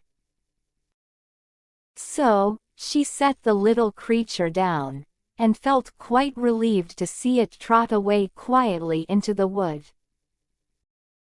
If it had grown up, she said to herself, it would have made a dreadfully ugly child. But it makes rather a handsome pig, I think. And she began thinking over other children she knew, who might do very well as pigs, and was just saying to herself, if one only knew the right way to change them. When she was a little startled by seeing the Cheshire Cat sitting on a bough of a tree, a few yards off. The cat only grinned when it saw Alice. It looked good-natured, she thought. Still, it had very long claws and a great many teeth, so she felt that it ought to be treated with respect. Cheshire Puss. She began, rather timidly, as she did not at all know whether it would like the name. However, it only grinned a little wider. Come, it's pleased so far, thought Alice, and she went on. Would you tell me, please, which way I ought to go from here? That depends a good deal on where you want to get to, said the cat. I don't much care where, said Alice. Then, it doesn't matter which way you go, said the cat. So long as I get somewhere, Alice added as an explanation. Oh, you're sure to do that, said the cat. If you only walk long enough. Alice felt that this could not be denied, so she tried another question. What sort of people live about here? In that direction, the cat said, waving its right paw round. Lives a hatter. And in that direction, waving the other paw, lives a March hare. Visit either you like. They're both mad. But I don't want to go among mad people, Alice remarked. Oh, you can't help that, said the cat. We're all mad here. I'm mad. You're mad. How do you know I'm mad? Said Alice. You must be, said the cat. Or you wouldn't have come here. Alice didn't think that proved it at all. However, she went on. And, how do you know that you're mad? To begin with, said the cat, a dog's not mad. You grant that? I suppose so, said Alice. Well, then, the cat went on. You see, a dog growls when it's angry, and wags its tail when it's pleased. Now, I growl when I'm pleased, and wag my tail when I'm angry. Therefore, I'm mad. I call it purring, not growling," said Alice. "Call it what you like," said the cat. "Do you play croquet with the queen today?" "I should like it very much," said Alice. "But I haven't been invited yet." "You'll see me there," said the cat, and vanished. Alice was not much surprised at this. She was getting so used to queer things happening. While she was looking at the place where it had been, it suddenly appeared again. "By the by, what became of the baby?" said the cat. "I'd nearly forgotten to ask." "It turned into a pig," Alice quietly said, just as if it had come back in a natural way. "I thought it would," said the cat, and vanished again. Alice waited a little, half expecting to see it again. But it did not appear, and after a minute or two, she walked on in the direction in which the March Hare was said to live. "I've seen hatters before," she said to herself. "The March Hare will be much the most interesting, and perhaps, as this is May, it won't be raving mad, at least, not so mad as it was in March." As she said this, she looked up, and there was the cat again, sitting on a branch of a tree. "Did you say pig, or fig?" said the cat. "I said pig," replied Alice. "And I wish you wouldn't keep appearing and vanishing so suddenly. You make one quite giddy." "All right," said the cat. And this time, it vanished quite slowly, beginning with the end of the tail, and ending with the grin, which remained some time after the rest of it had gone. "Well, I've often seen a cat without a grin," thought Alice. "But a grin without a cat. It's the most curious thing I ever saw in my life." She had not gone much farther before she came in sight of the house of the March Hare. She thought it must be the right house, because the chimneys were shaped like ears, and the roof was thatched with fur. It was so large a house that she did not like to go nearer, till she had nibbled some more of the left-hand bit of mushroom, and raised herself to about 2 feet high. Even then, she walked up towards it rather timidly, saying to herself, "Suppose it should be raving mad after all. I almost wish I'd gone to see the Hatter instead." Chapter 7. A Mad Tea Party. There was a table set out under a tree in front of the house, and the March Hare and the Hatter were having tea at it.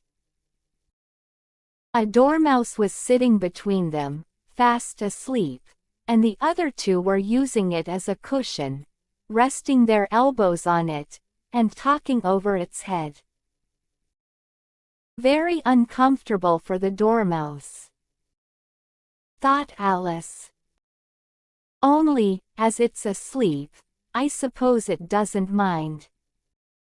The table was a large one, but the three were all crowded together at one corner of it.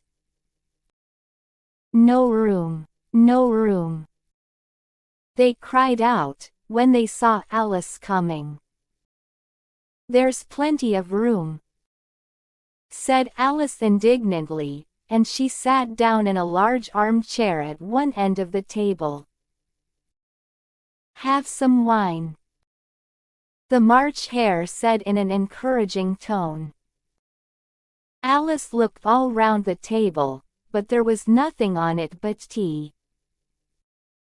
I don't see any wine, she remarked.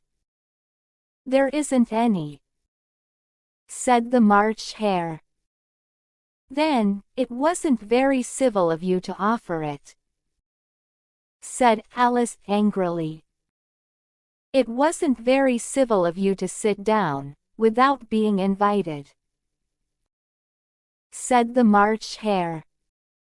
I didn't know it was your table, said Alice. It's laid for a great many more than 3. Your hair wants cutting, said the Hatter. He had been looking at Alice for some time, with great curiosity, and this was his first speech. You should learn not to make personal remarks, Alice said with some severity. It's very rude. The Hatter opened his eyes very wide on hearing this. But all he said was, why is a raven like a writing desk? Come, we shall have some fun now, thought Alice.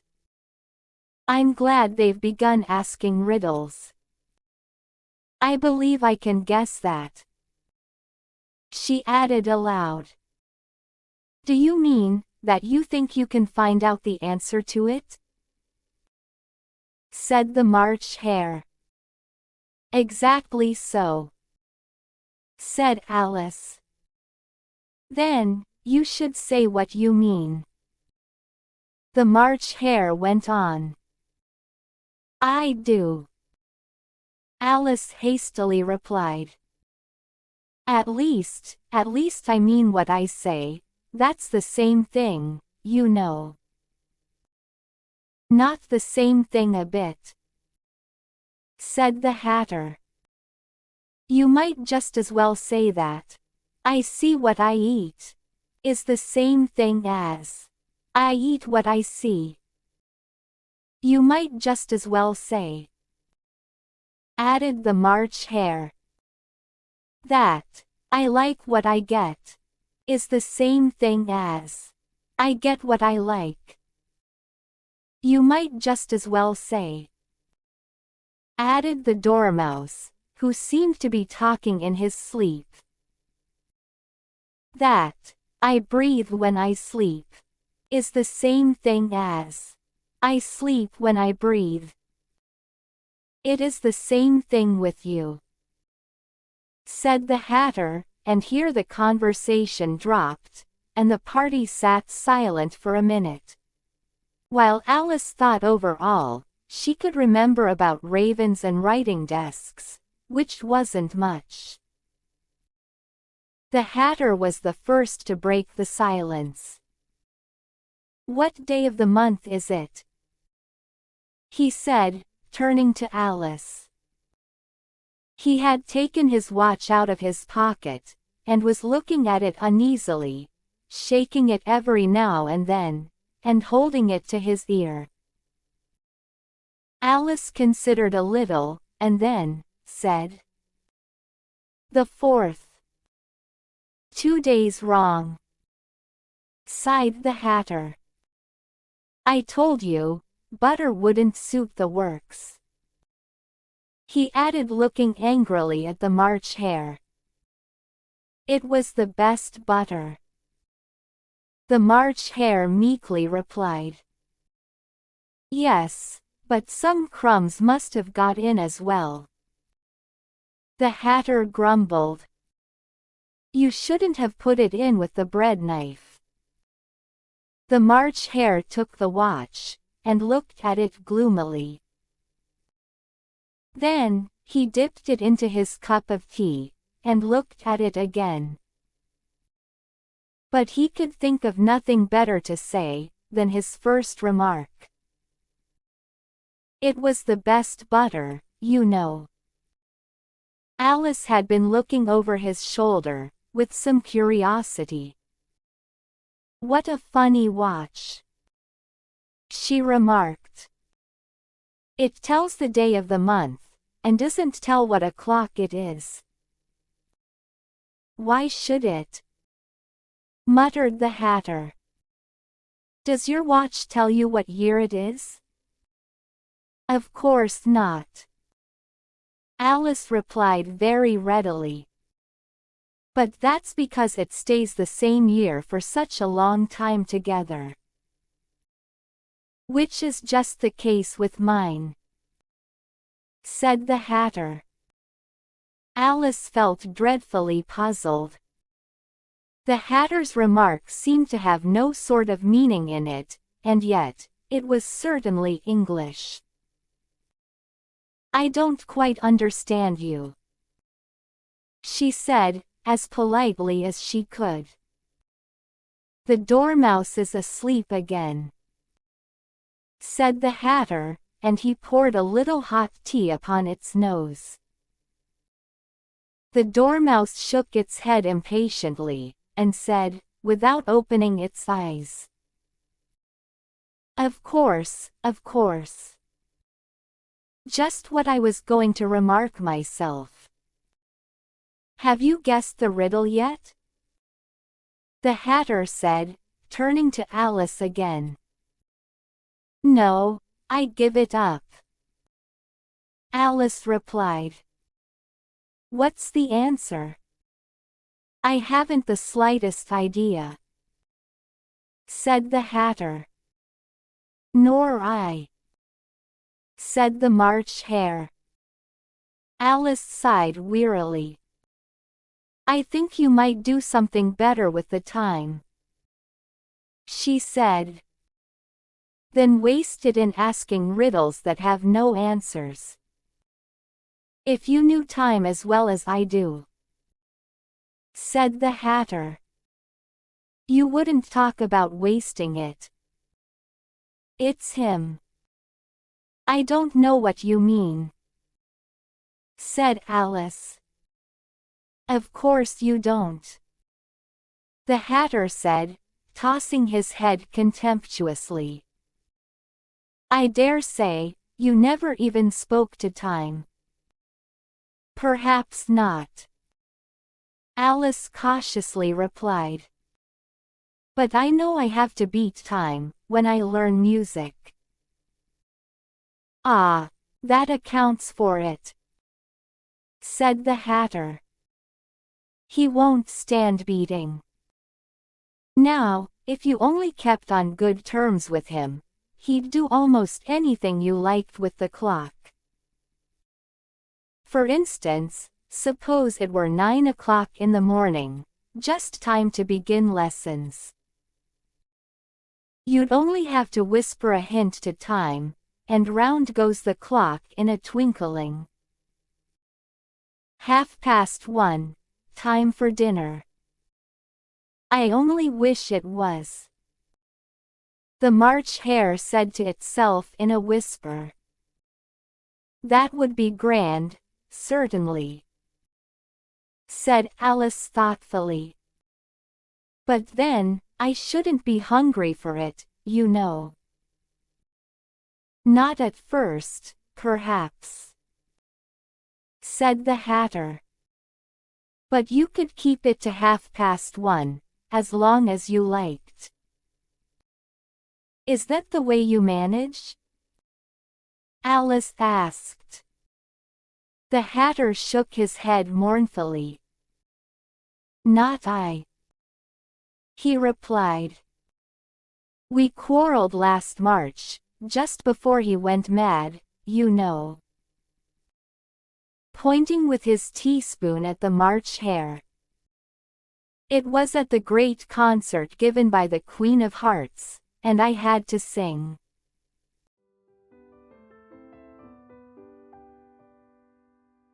Twinkle, twinkle, little bat, how I wonder what you're at.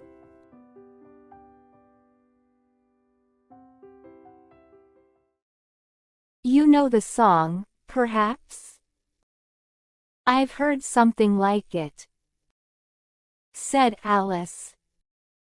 It goes on, you know. The Hatter continued. In this way.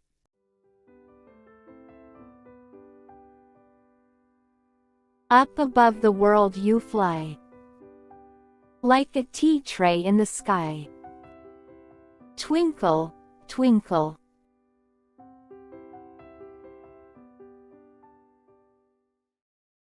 Here, the dormouse shook itself, and began singing in its sleep. Twinkle, twinkle, twinkle, twinkle. And went on so long, that they had to pinch it to make it stop. Well, I'd hardly finished the first verse, said the Hatter, when the Queen jumped up and bawled out, he's murdering the time. Off with his head. How dreadfully savage, exclaimed Alice. And ever since that, the Hatter went on in a mournful tone, he won't do a thing I ask. It's always 6 o'clock now. A bright idea came into Alice's head. Is that the reason so many tea things are put out here? She asked. Yes, that's it, said the Hatter with a sigh. It's always tea time, and we've no time to wash the things between whiles. Then, you keep moving round, I suppose? Said Alice. Exactly so, said the Hatter. As the things get used up. But what happens when you come to the beginning again? Alice ventured to ask. Suppose we change the subject. The March Hare interrupted, yawning. I'm getting tired of this. I vote the young lady tells us a story. I'm afraid I don't know one, said Alice, rather alarmed at the proposal. Then, the Dormouse shall. They both cried. Wake up, Dormouse. And they pinched it on both sides at once. The Dormouse slowly opened his eyes. I wasn't asleep, he said in a hoarse, feeble voice. I heard every word you fellows were saying. Tell us a story, said the March Hare. Yes, please do, pleaded Alice. And be quick about it, added the Hatter, or you'll be asleep again before it's done. Once upon a time, there were 3 little sisters. The Dormouse began in a great hurry. And their names were Elsie, Lacey, and Tilly. And they lived at the bottom of a well. What did they live on? Said Alice, who always took a great interest in questions of eating and drinking. They lived on treacle, said the Dormouse, after thinking a minute or two. They couldn't have done that, you know, Alice gently remarked. They'd have been ill. So they were, said the Dormouse. Very ill. Alice tried to fancy to herself what such an extraordinary ways of living would be like, but it puzzled her too much, so she went on. But, why did they live at the bottom of a well? Take some more tea, the March Hare said to Alice, very earnestly. I've had nothing yet. Alice replied in an offended tone. So I can't take more. You mean you can't take less? Said the Hatter. It's very easy to take more than nothing. Nobody asked your opinion, said Alice. Who's making personal remarks now? The Hatter asked triumphantly. Alice did not quite know what to say to this. So she helped herself to some tea and bread and butter, and then turned to the Dormouse and repeated her question. Why did they live at the bottom of a well? The Dormouse again took a minute or two to think about it, and then said, It was a treacle well.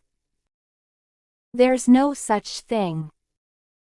Alice was beginning very angrily, but the Hatter and the March Hare went. Shush, shush. And the Dormouse sulkily remarked, If you can't be civil, you'd better finish the story for yourself. No, please go on. Alice said very humbly. I won't interrupt again. I dare say there may be one. One, indeed, said the Dormouse indignantly. However, he consented to go on. And so, these three little sisters, they were learning to draw, you know. What did they draw?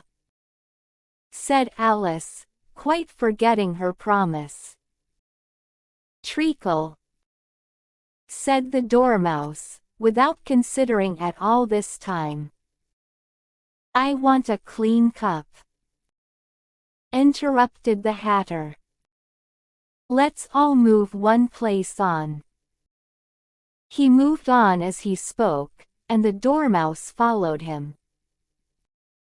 The March Hare moved into the Dormouse's place, and Alice rather unwillingly took the place of the March Hare. The Hatter was the only one who got any advantage from the change. And Alice was a good deal worse off than before, as the March Hare had just upset the milk jug into his plate. Alice did not wish to offend the Dormouse again, so she began very cautiously. But I don't understand. Where did they draw the treacle from? You can draw water out of a water well, said the Hatter. So I should think you could draw treacle out of a treacle well, eh, stupid? But they were in the well, Alice said to the Dormouse, not choosing to notice this last remark.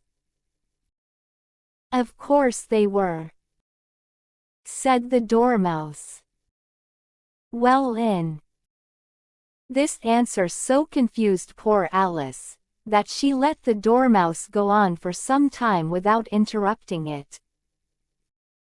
They were learning to draw. The Dormouse went on, yawning and rubbing its eyes, for it was getting very sleepy. And they drew all manner of things, everything that begins with an M. Why with an M? Said Alice. Why not? Said the March Hare. Alice was silent.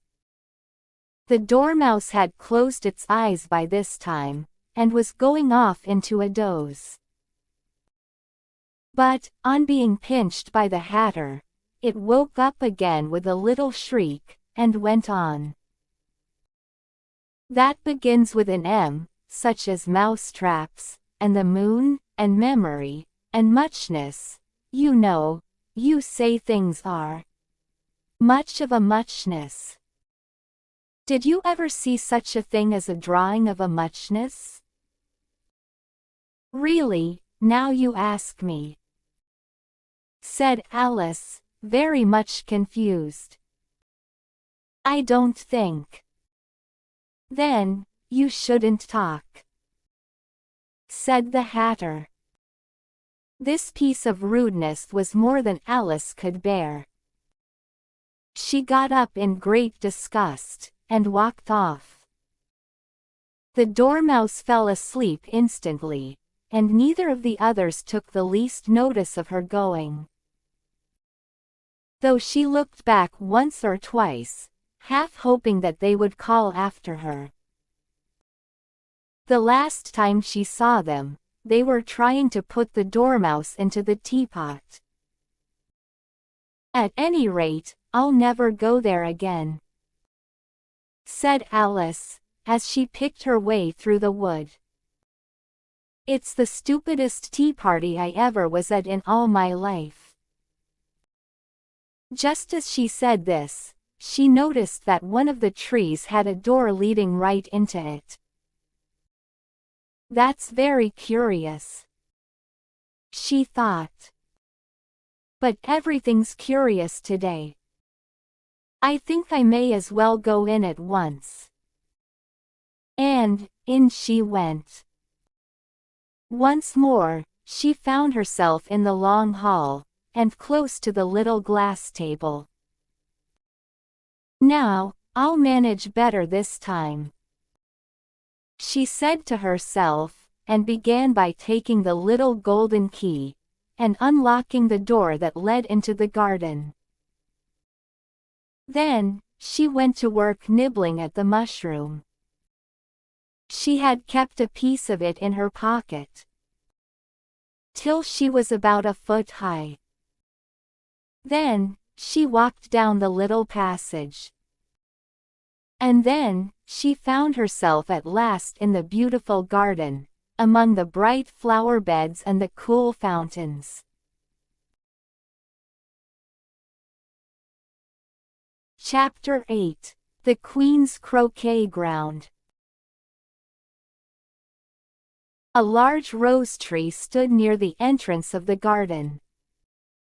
The roses growing on it were white, but there were 3 gardeners at it, busily painting them red. Alice thought this a very curious thing, and she went nearer to watch them, and just as she came up to them, she heard one of them say, "Look out now, 5. Don't go splashing paint over me like that." "I couldn't help it," said 5, in a sulky tone. 7 jogged my elbow. On which 7 looked up and said, "That's right, 5. Always lay the blame on others." "You'd better not talk," said 5. "I heard the Queen say only yesterday, you deserved to be beheaded." "What for?" said the one who had spoken first. "That's none of your business, too," said 7. "Yes, it is his business," said 5. "And I'll tell him, it was for bringing the cook tulip roots instead of onions." 7 flung down his brush, and had just begun. Well, of all the unjust things, when his eye chanced to fall upon Alice, as she stood watching them, and he checked himself suddenly. The others looked round also, and all of them bowed low. "Would you tell me," said Alice, a little timidly, "why you are painting those roses?" 5 and 7 said nothing, but looked at 2. 2 began in a low voice. "Why, the fact is, you see, miss, this here ought to have been a red rose tree, and we put a white one in by mistake. And if the Queen was to find it out, we should all have our heads cut off, you know." So you see, miss, we're doing our best, afore she comes, to. At this moment, 5, who had been anxiously looking across the garden, called out, "The Queen! The Queen!" And the 3 gardeners instantly threw themselves flat upon their faces. There was a sound of many footsteps, and Alice looked round, eager to see the Queen. First, came 10 soldiers carrying clubs. These were all shaped like the 3 gardeners, oblong and flat, with their hands and feet at the corners. Next, the 10 courtiers. These were ornamented all over with diamonds, and walked 2 and 2, as the soldiers did. After these, came the royal children. There were 10 of them, and the little dears came jumping merrily along hand in hand, in couples. They were all ornamented with hearts. Next, came the guests, mostly kings and queens, and among them, Alice recognized the white rabbit. It was talking in a hurried, nervous manner, smiling at everything that was said, and went by without noticing her. Then, followed the Knave of Hearts, carrying the king's crown on a crimson velvet cushion. And, last of all this grand procession, came the King and Queen of Hearts. Alice was rather doubtful whether she ought not to lie down on her face like the 3 gardeners. But she could not remember ever having heard of such a rule at processions.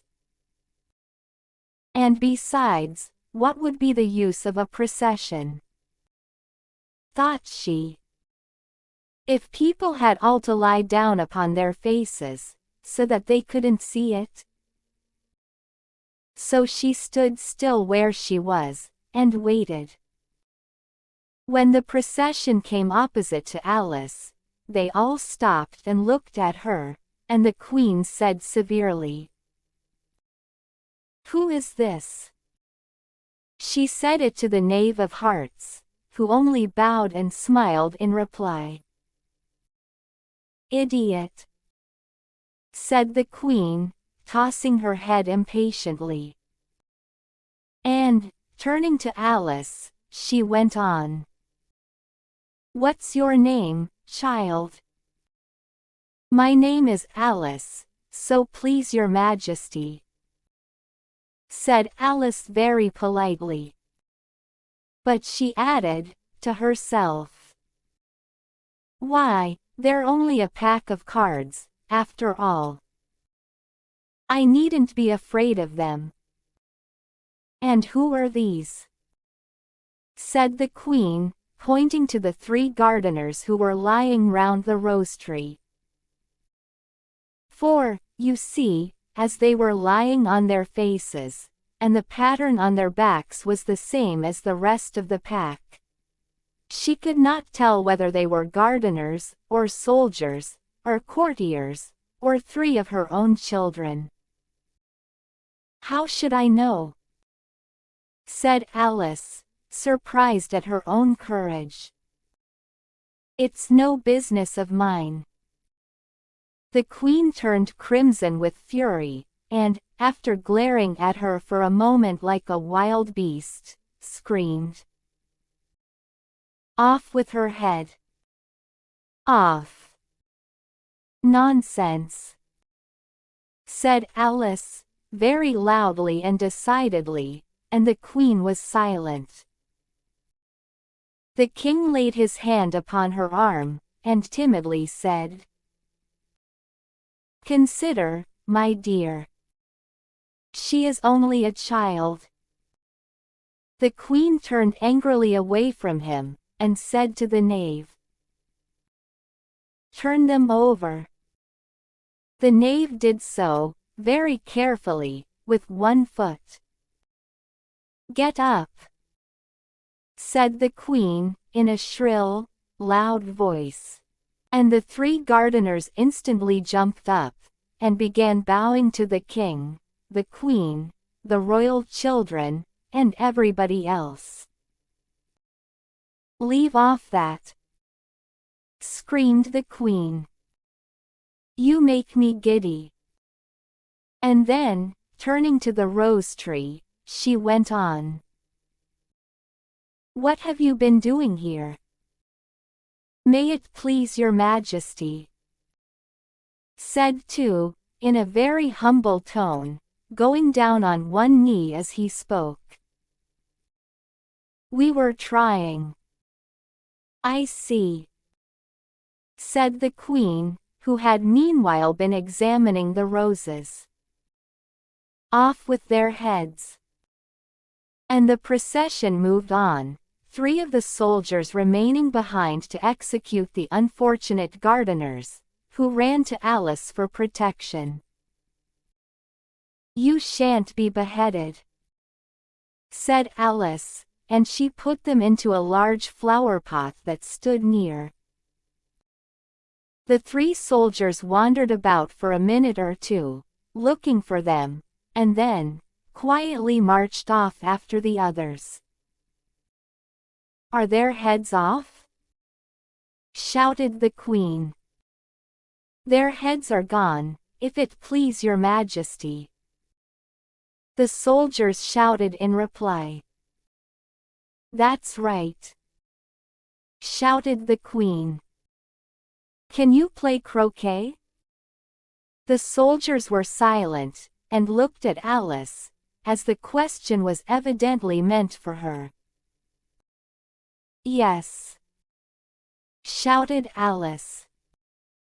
"Come on, then," roared the queen, and Alice joined the procession, wondering very much what would happen next. It's a very fine day," said a timid voice at her side. She was walking by the white rabbit, who was peeping anxiously into her face. "Very," said Alice. "Where's the Duchess?" "Hush, hush," said the rabbit in a low, hurried tone.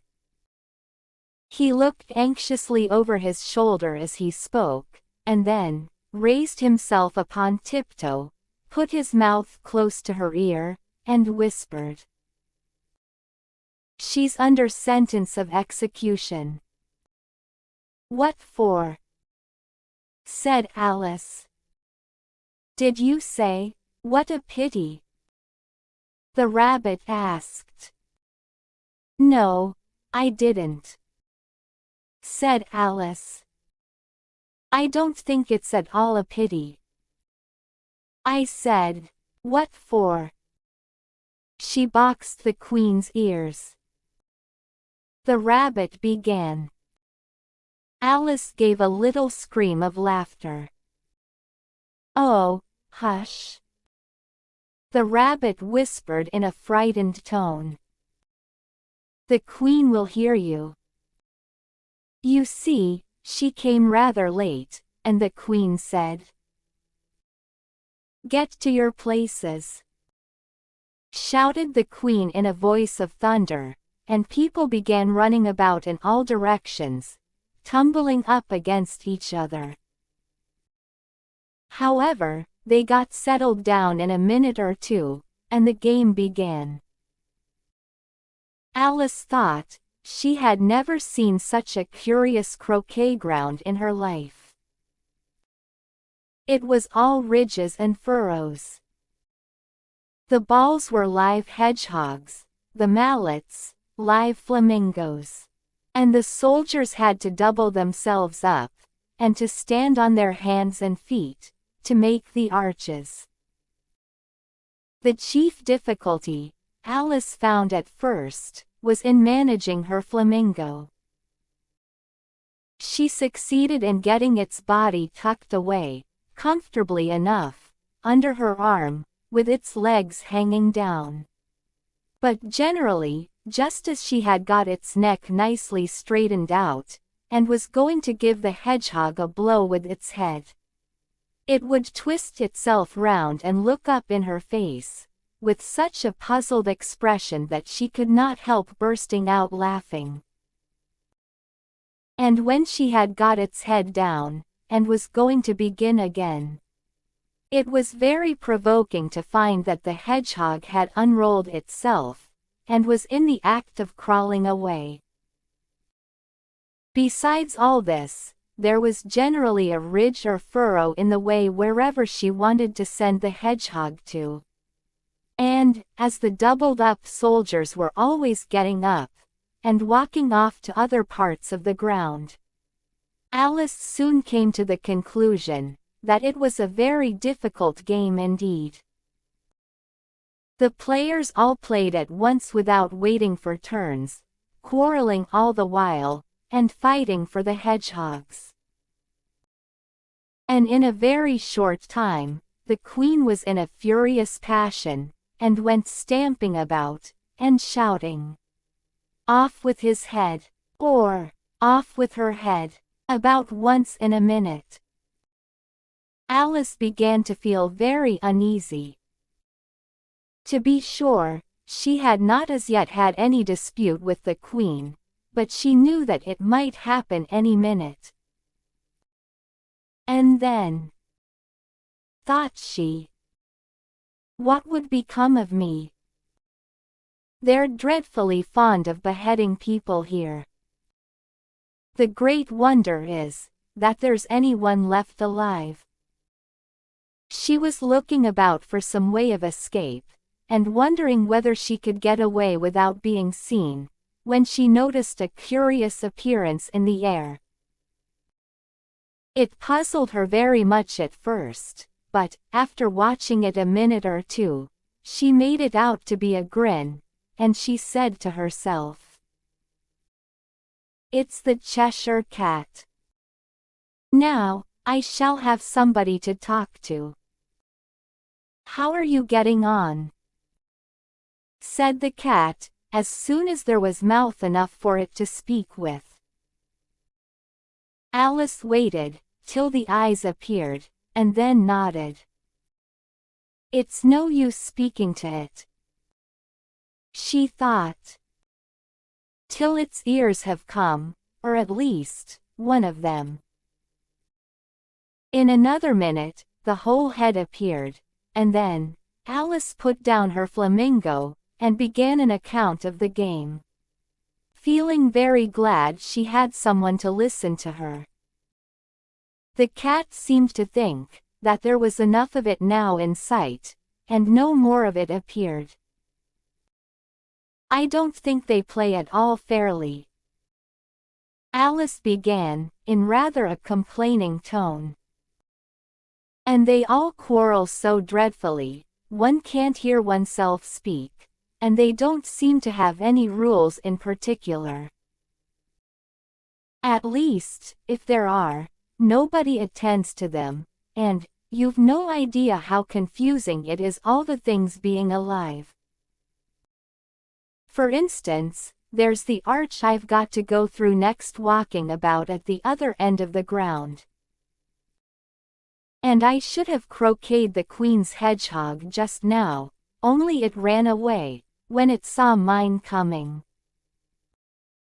How do you like the queen?" said the cat in a low voice. "Not at all," said Alice. "She's so extremely—" Just then, she noticed that the queen was close behind her, listening.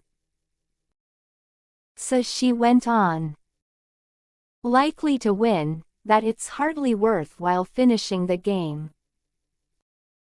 The queen smiled and passed on. "Who are you talking to?"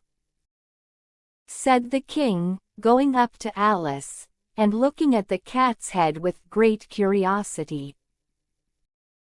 "It's a friend of mine, a Cheshire cat," said Alice. "Allow me to introduce it.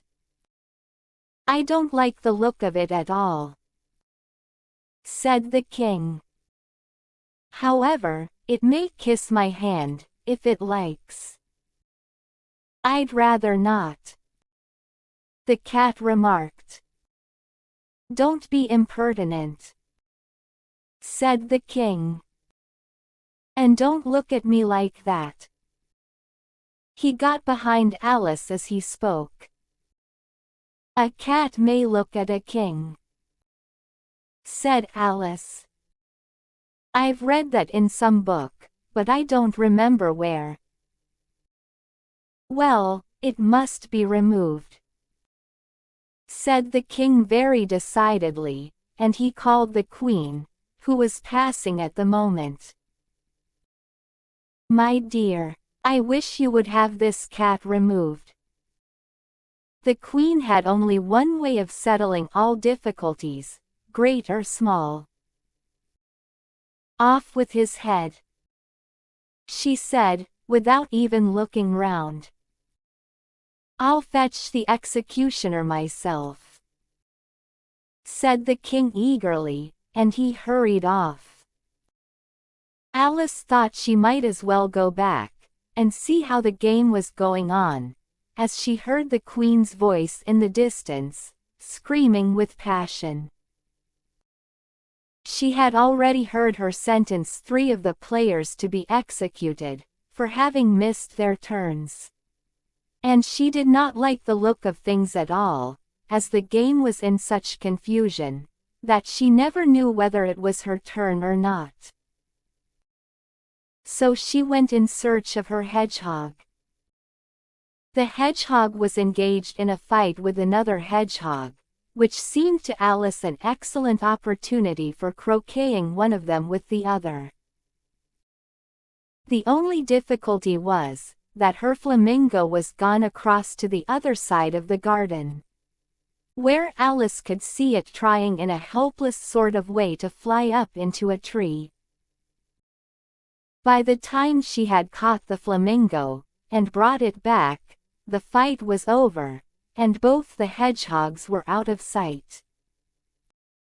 "But it doesn't matter much," thought Alice, "as all the arches are gone from this side of the ground."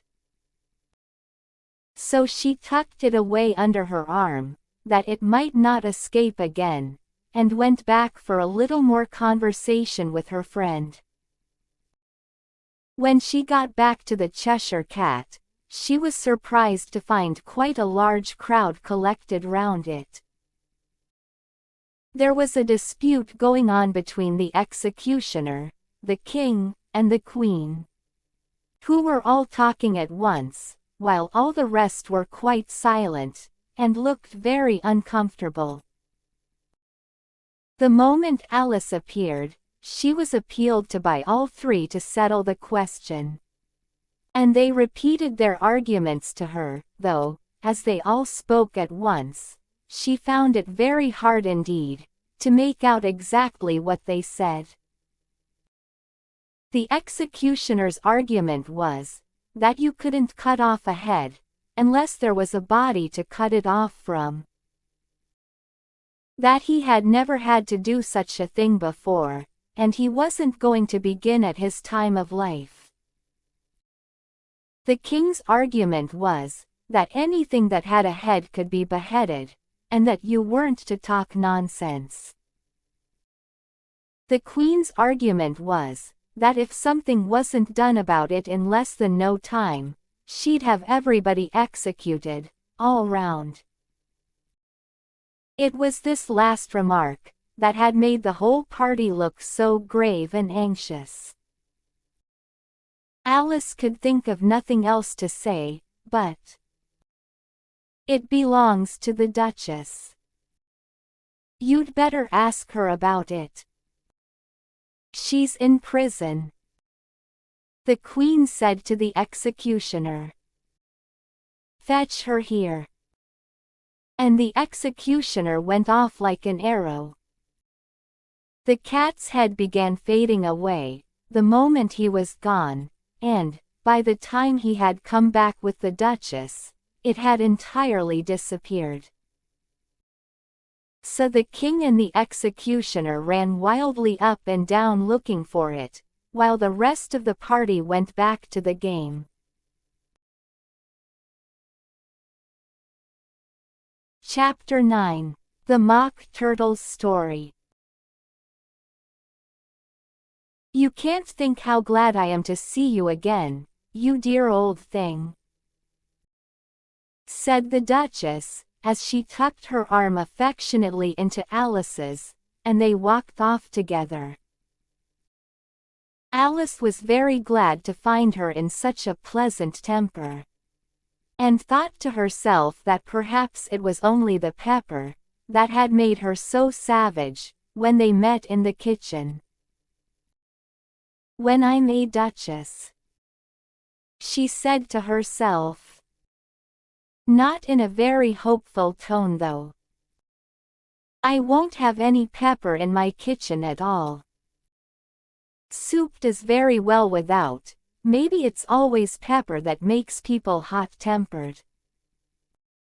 She went on, very much pleased at having found out a new kind of rule.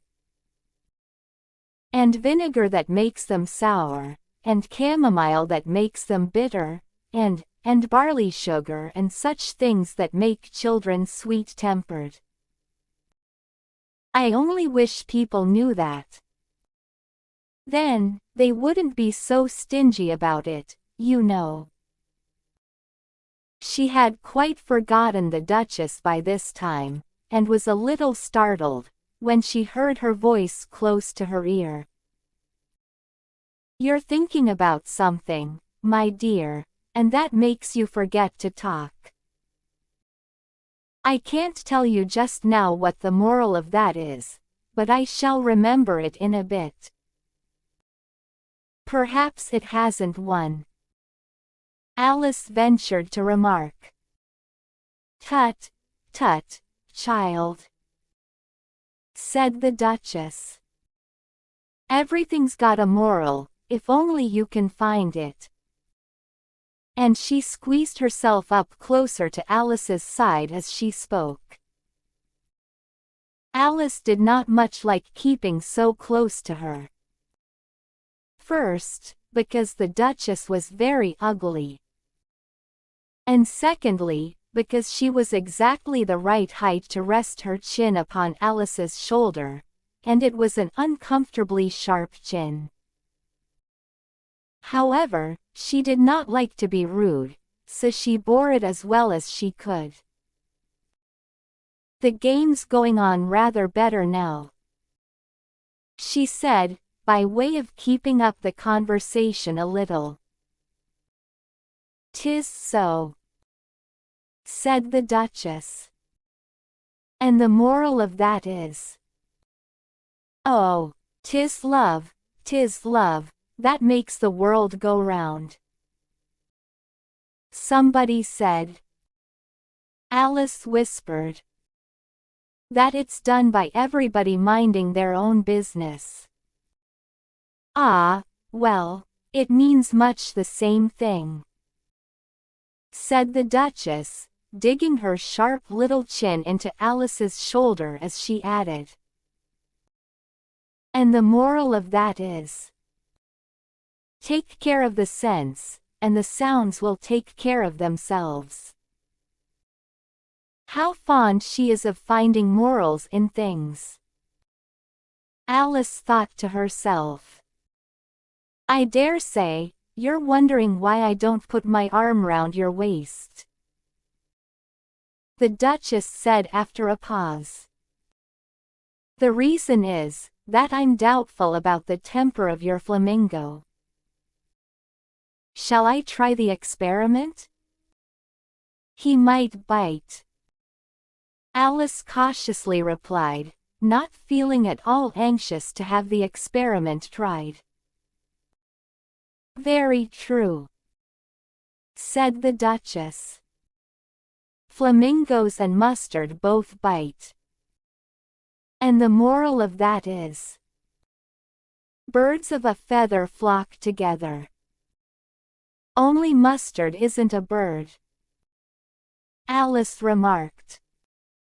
Right, as usual, said the Duchess. What a clear way you have of putting things.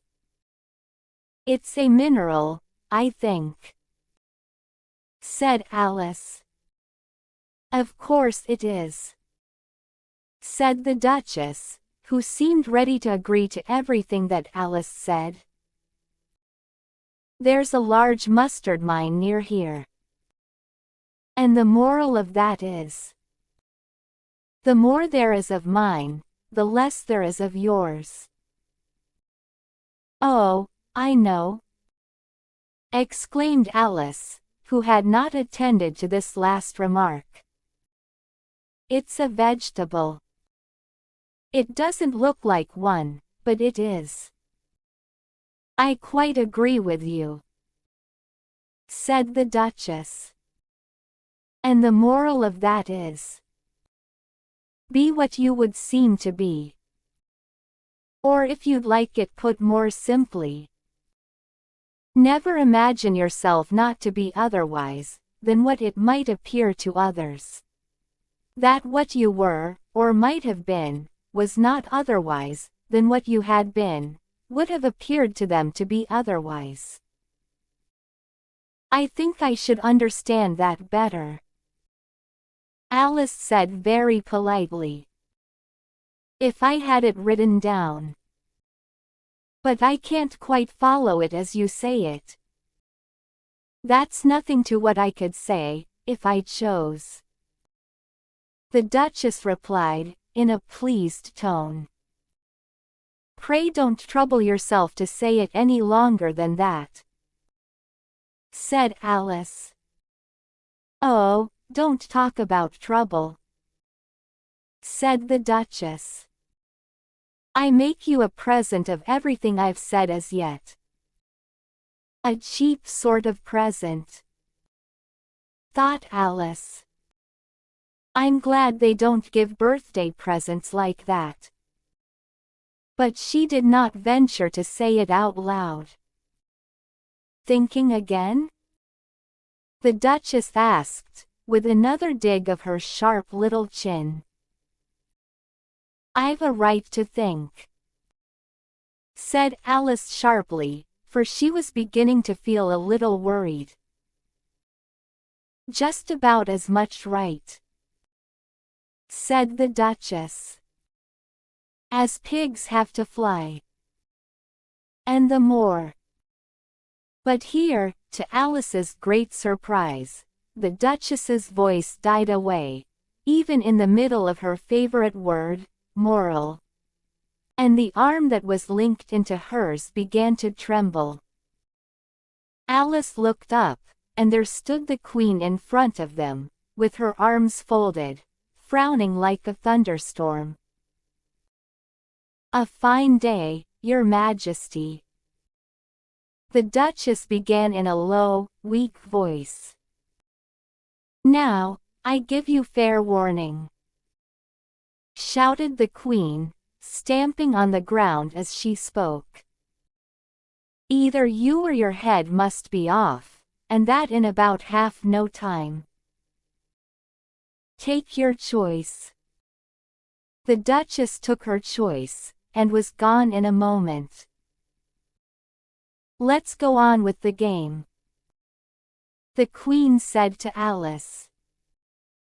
And Alice was too much frightened to say a word, but slowly followed her back to the croquet ground.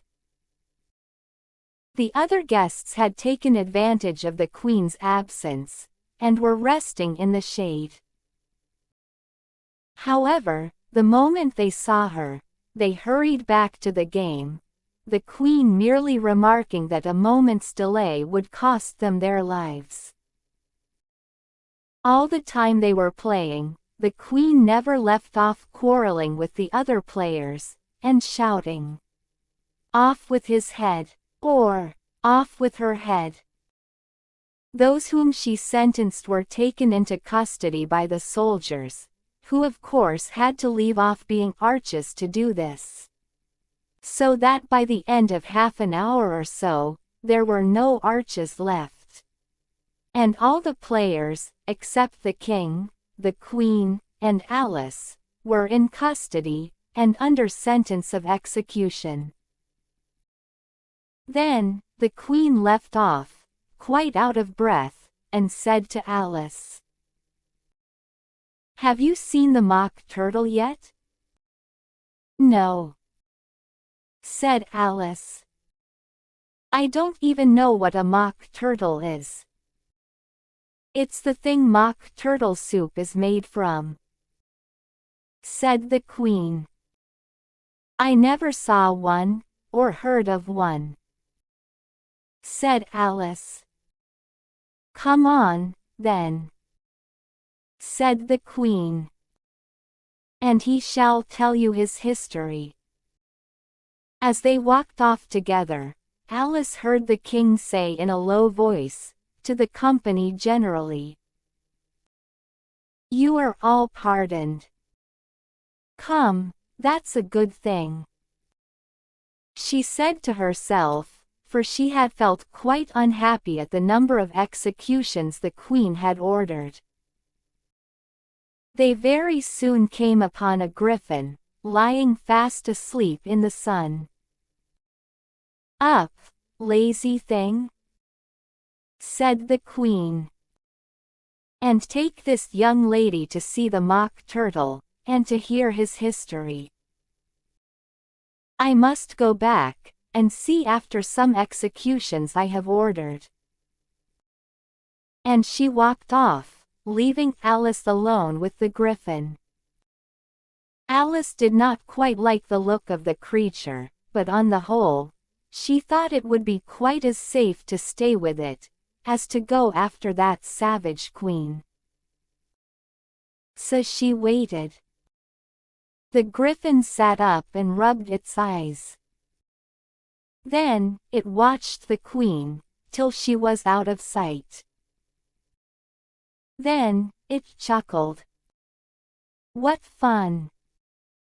said the griffin, half to itself, half to Alice. "What is the fun?" said Alice. "Why, said the griffin. "It's all her fancy, that. They never executes nobody, you know. Come on. Everybody says, 'Come on, here,'" thought Alice, as she went slowly after it. "I never was so ordered about in all my life, never." They had not gone far, before they saw the mock turtle in the distance, sitting sad and lonely on a little ledge of rock, and, as they came nearer, Alice could hear him sighing, as if his heart would break. She pitied him deeply. "What is his sorrow?" she asked the griffin, and the griffin answered, very nearly in the same words as before. "It's all his fancy, that. He hasn't got no sorrow, you know. Come on." So they went up to the mock turtle, who looked at them with large eyes full of tears, but said nothing. "This here young lady," said the griffin. "She wants for to know your history, she do." "I'll tell it her," said the mock turtle in a deep, hollow tone. "Sit down, both of you, and don't speak a word, till I've finished." So they sat down, and nobody spoke for some minutes. Alice thought to herself, "I don't see how he can even finish, if he doesn't begin." But she waited patiently. "Once," said the mock turtle at last, with a deep sigh, "I was a real turtle."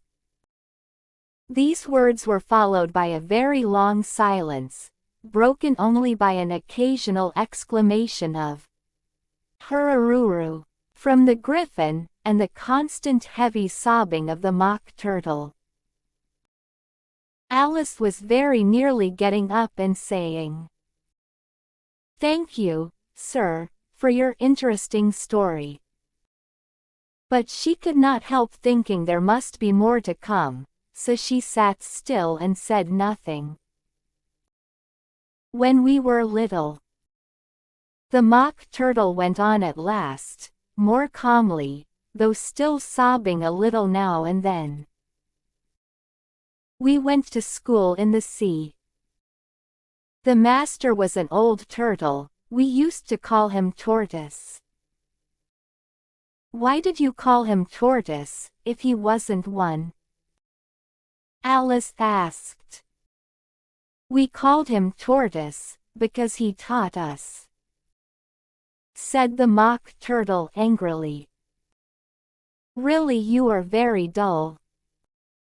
You ought to be ashamed of yourself for asking such a simple question," added the Griffin. And then, they both sat silent and looked at poor Alice, who felt ready to sink into the earth. At last, the Griffin said to the Mock Turtle, "Drive on, old fellow.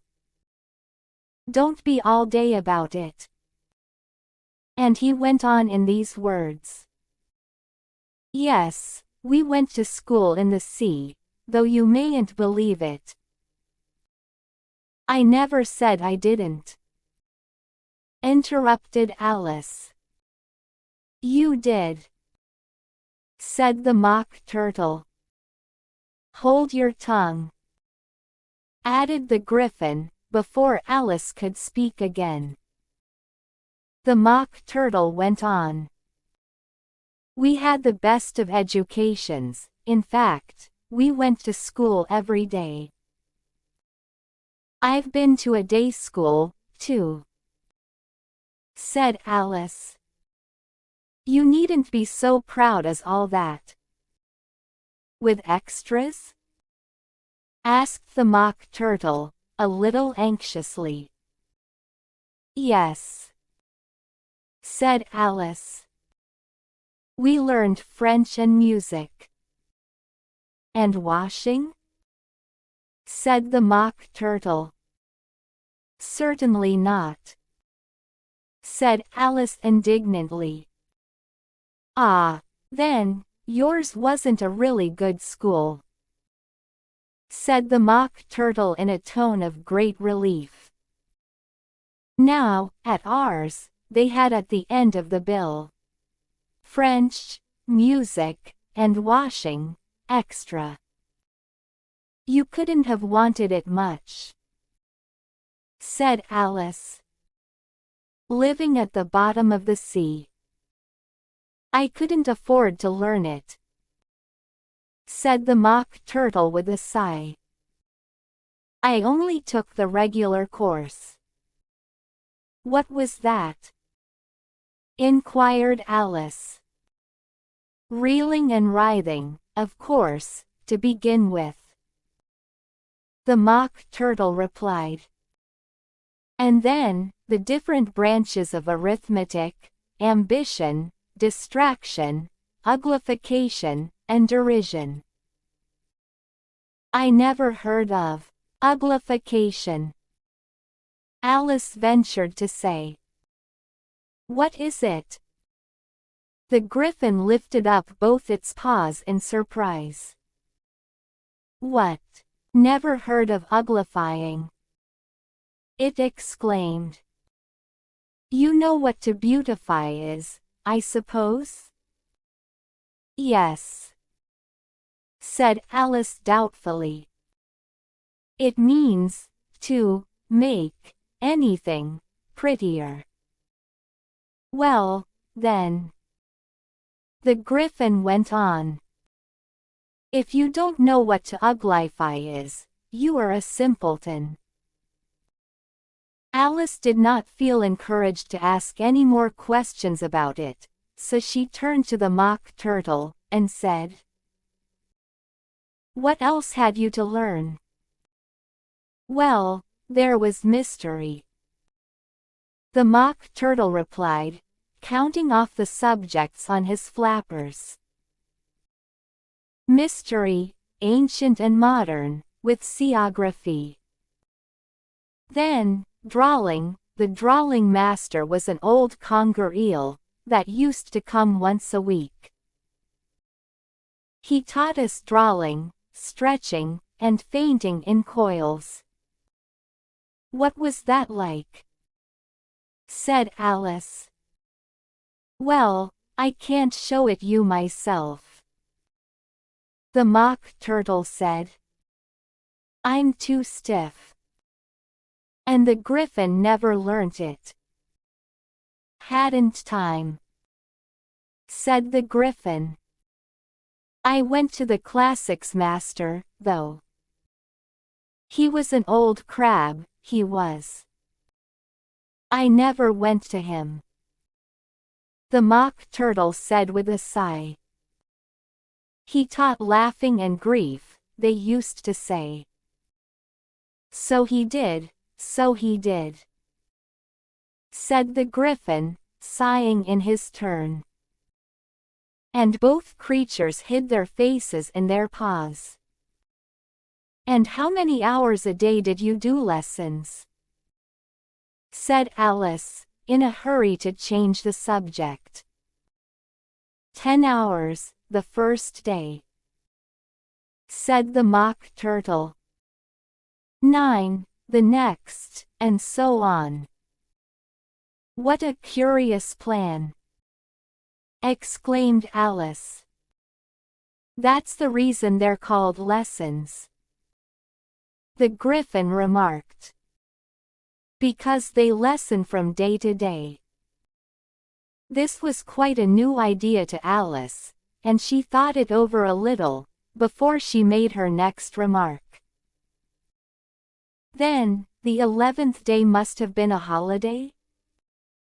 Of course it was. Said the Mock Turtle. And how did you manage on the 12th?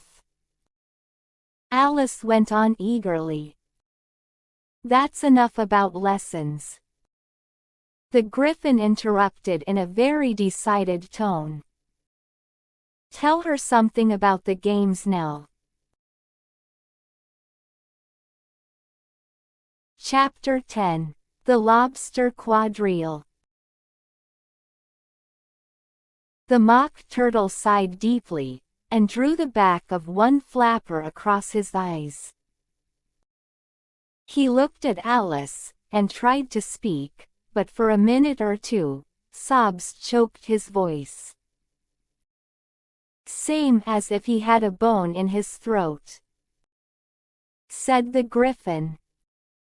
And it set to work shaking him, and punching him in the back. At last, the Mock Turtle recovered his voice, and, with tears running down his cheeks, he went on again. You may not have lived much under the sea. I haven't. Said Alice. And perhaps you were never even introduced to a lobster. Alice began to say. I once tasted. But checked herself hastily, and said. No, never. So, you can have no idea what a delightful thing a lobster quadrille is. No, indeed. Said Alice. What sort of a dance is it? Why? Said the Griffin. You first form into a line along the seashore. 2 lines. Cried the Mock Turtle. Seals, turtles, salmon, and so on. Then, when you've cleared all the jellyfish out of the way. That generally takes some time. Interrupted the Griffin. You advance twice. Each with a lobster as a partner. Cried the Griffin. Of course. The Mock Turtle said. Advance twice, set to partners. Change lobsters, and retire in same order. Continued the Gryphon. Then, you know. The Mock Turtle went on. You throw the lobsters, shouted the Gryphon, with a bound into the air. As far out to sea as you can. Swim after them, screamed the Gryphon. Turn a somersault in the sea, cried the Mock Turtle, capering wildly about. Change lobsters again, yelled the Gryphon at the top of its voice. Back to land again, and that's all the first figure, said the Mock Turtle, suddenly dropping his voice. And the two creatures, who had been jumping about like mad things all this time, sat down again very sadly and quietly, and looked at Alice. It must be a very pretty dance, said Alice timidly. Would you like to see a little of it? Said the Mock Turtle. Very much indeed, said Alice. Come, let's try the first figure, said the Mock Turtle to the Gryphon. We can do without lobsters, you know. Which shall sing? Oh, you sing, said the Gryphon. I've forgotten the words. So, they began solemnly dancing round and round Alice, every now and then treading on her toes, when they passed too close, and waving their forepaws, to mark the time, while the Mock Turtle sang this, very slowly and sadly.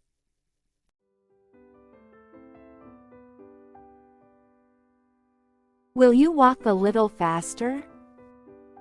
Said a whiting to a snail. There's a porpoise close behind us, and he's treading on my tail. See, how eagerly the lobsters and the turtles all advance. They are waiting on the shingle. Will you come and join the dance? Will you, won't you, will you, won't you, will you join the dance? Will you, won't you, will you, won't you join the dance? You can really have no notion how delightful it will be when they take us up and throw us, with the lobsters, out to sea. But the snail replied, too far, and gave a look askance. Said, he thanked the whiting kindly, but he would not join the dance. Would not, could not, would not, could not, would not join the dance. Would not, could not, would not, could not, could not join the dance. What matters it how far we go? His scaly friend replied. There is another shore, you know, upon the other side. The further off from England, the nearer is to France. Then, turn not pale, beloved snail, but come and join the dance. Will you, won't you, will you, won't you, will you join the dance? Will you, won't you, will you, won't you join the dance?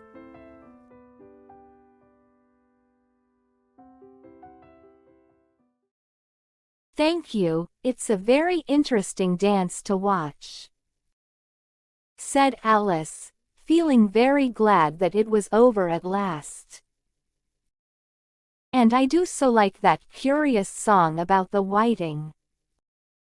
Oh, as to the whiting, said the Mock Turtle. You've seen them, of course? Yes, said Alice. I've often seen them at Din. She checked herself hastily. I don't know where Din may be, said the Mock Turtle. But if you've seen them so often, of course you know what they're like. I believe so, Alice replied thoughtfully. They have their tails in their mouths, and they're all over crumbs. You're wrong about the crumbs, said the Mock Turtle. Crumbs would all wash off in the sea.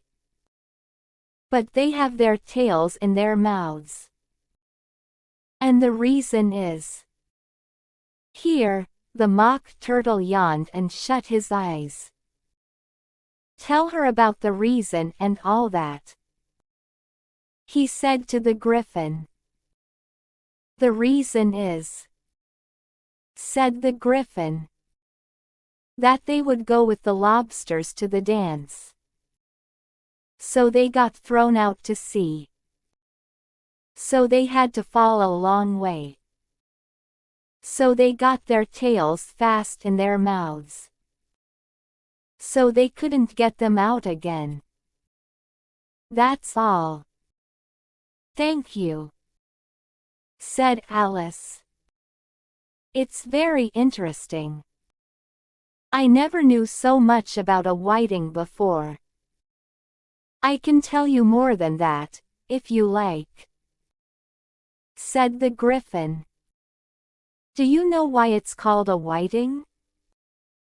I never thought about it, said Alice. Why? It does the boots and shoes. The Griffin replied very solemnly. Alice was thoroughly puzzled. Does the boots and shoes? She repeated in a wondering tone. Why, what are your shoes done with? Said the Griffin. I mean, what makes them so shiny? Alice looked down at them, and considered a little, before she gave her answer. They're done with blacking, I believe. Boots and shoes under the sea. The Griffin went on in a deep voice. Are done with a whiting. Now you know. And what are they made of? Alice asked in a tone of great curiosity. Soles and eels, of course. The Griffin replied rather impatiently. Any shrimp could have told you that. If I'd been the whiting, said Alice, whose thoughts were still running on the song.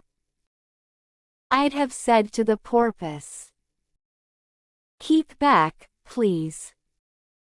We don't want you with us. They were obliged to have him with them. The Mock Turtle said. No wise fish would go anywhere without a porpoise.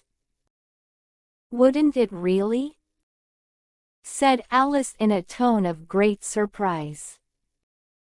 Of course not, said the Mock Turtle. Why, if a fish came to me, and told me he was going a journey, I should say, with what porpoise? Don't you mean, purpose? Said Alice. I mean what I say.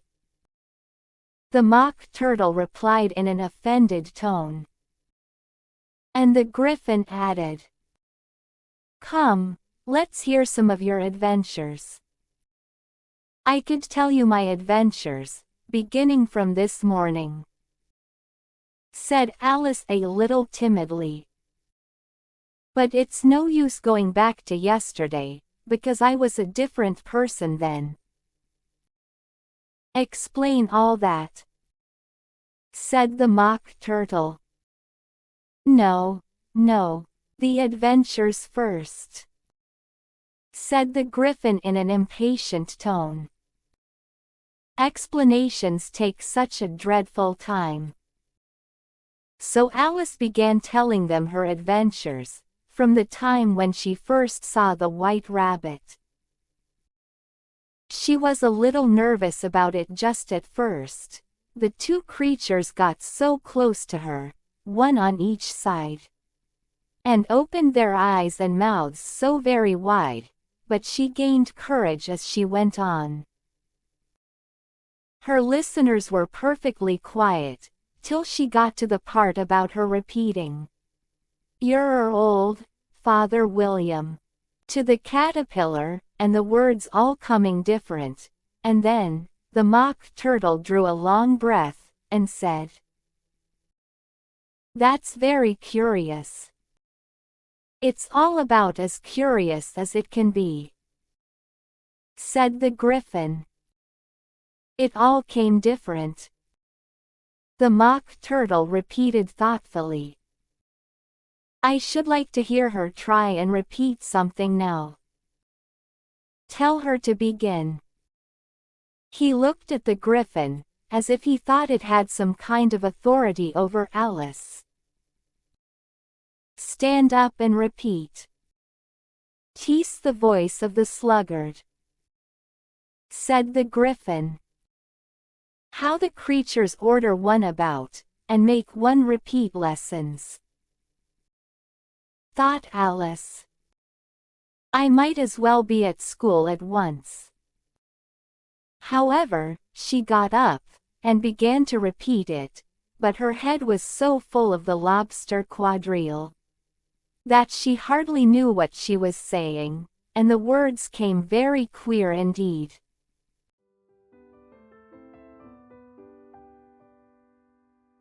"'Tis the voice of the lobster," I heard him declare. "You have baked me too brown, I must sugar my hair." As a duck with its eyelids, so he with his nose trims his belt and his buttons, and turns out his toes. When the sands are all dry, he is gay as a lark, and will talk in contemptuous tones of the shark. But, when the tide rises and sharks are around, his voice has a timid and tremulous sound.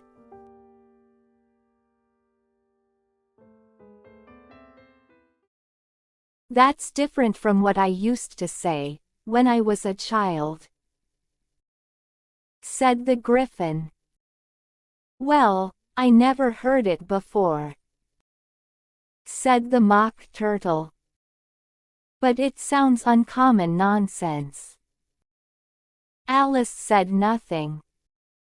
She had sat down with her face in her hands, wondering if anything would ever happen in a natural way again. "I should like to have it explained," said the Mock Turtle. "She can't explain it," said the Griffin hastily. "Go on with the next verse." "But, about his toes?" the Mock Turtle persisted. "How could he turn them out with his nose, you know? It's the first position in dancing," Alice said, but was dreadfully puzzled by the whole thing, and longed to change the subject. "Go on with the next verse," the Griffin repeated impatiently. "It begins, 'I passed by his garden.'" Alice did not dare to disobey, though she felt sure it would all come wrong, and she went on in a trembling voice.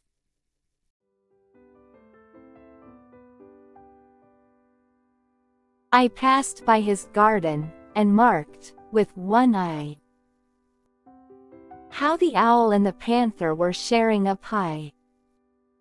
The panther took pie crust, and gravy, and meat, while the owl had the dish as its share of the treat. When the pie was all finished, the owl, as a boon, was kindly permitted to pocket the spoon, while the panther received knife and fork with a growl, and concluded the banquet.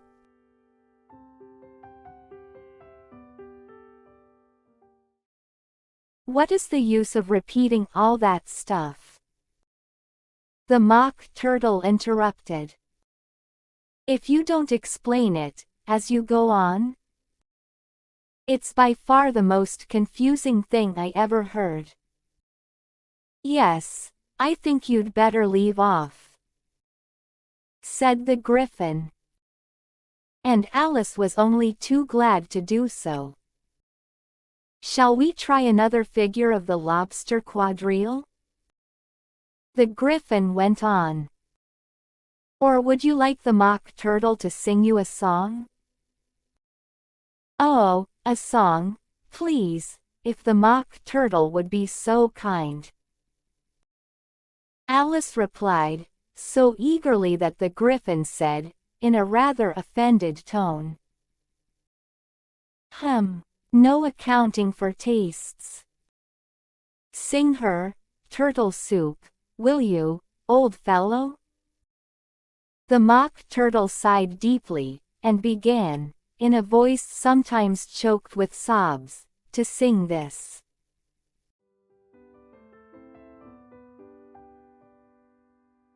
Beautiful soup, so rich and green, waiting in a hot tureen. Who for such dainties would not stoop? Soup of the evening, beautiful soup.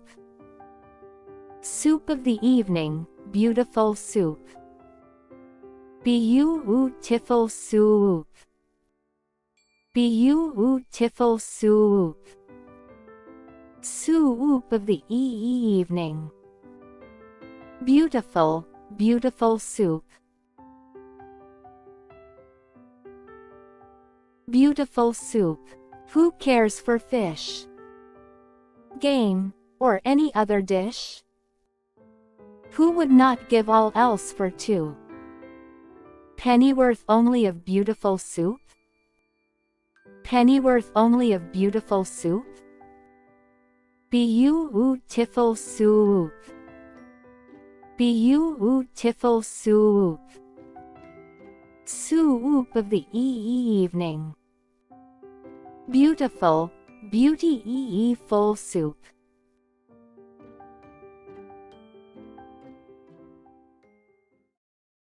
Chorus again, cried the Griffin, and the Mock Turtle had just begun to repeat it, when a cry of "The trial's beginning" was heard in the distance.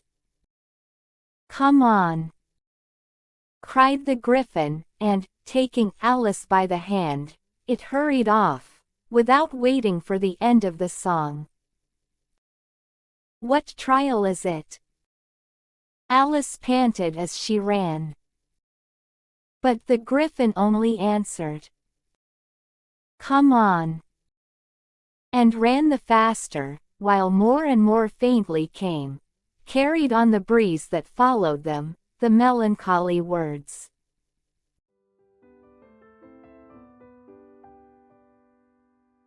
Soup of the evening. Beautiful, beautiful soup.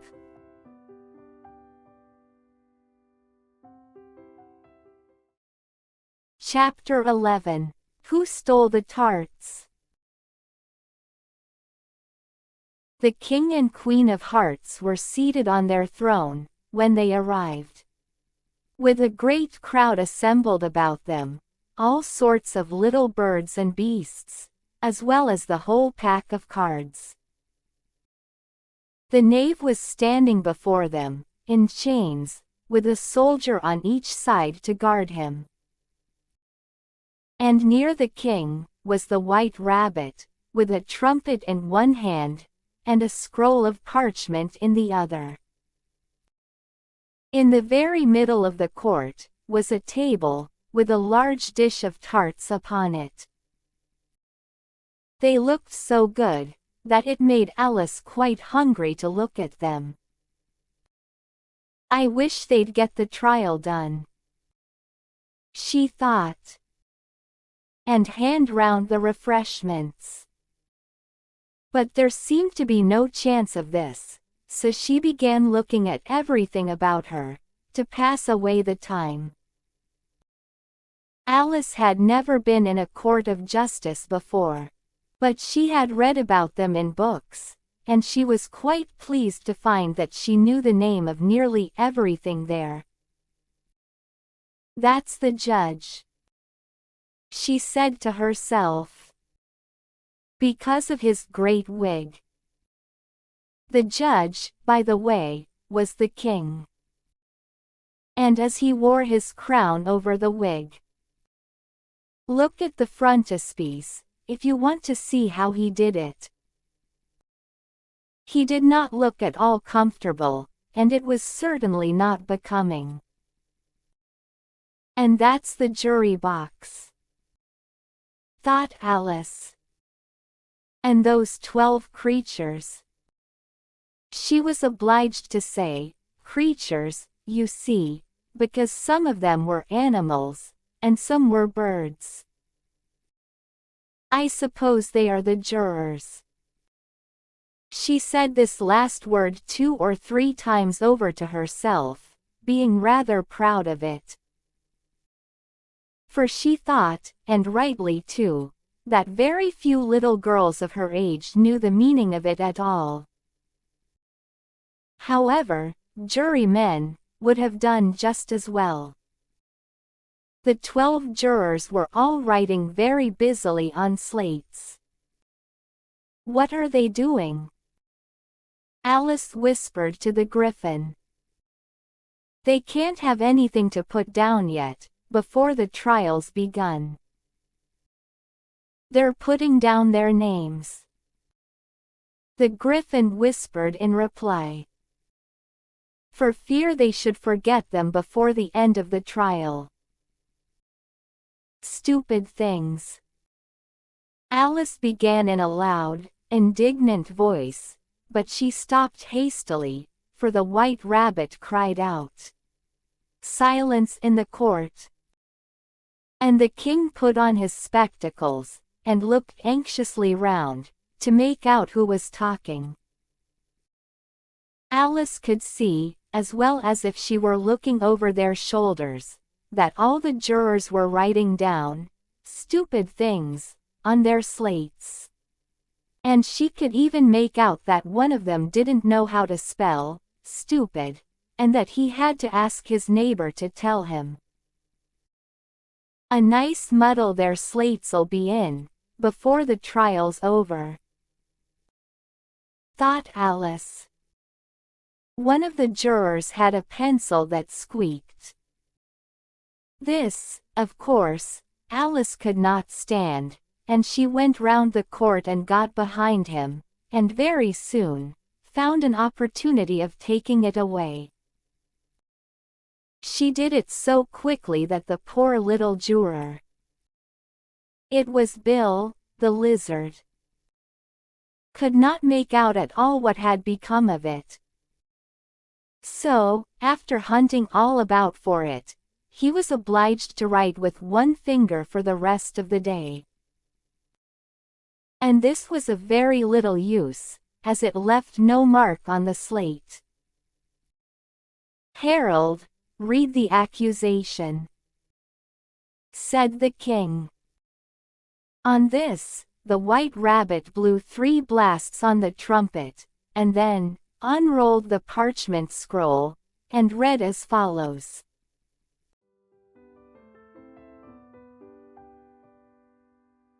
"The Queen of Hearts, she made some tarts, all on a summer day. The knave of hearts, he stole those tarts, and took them quite away.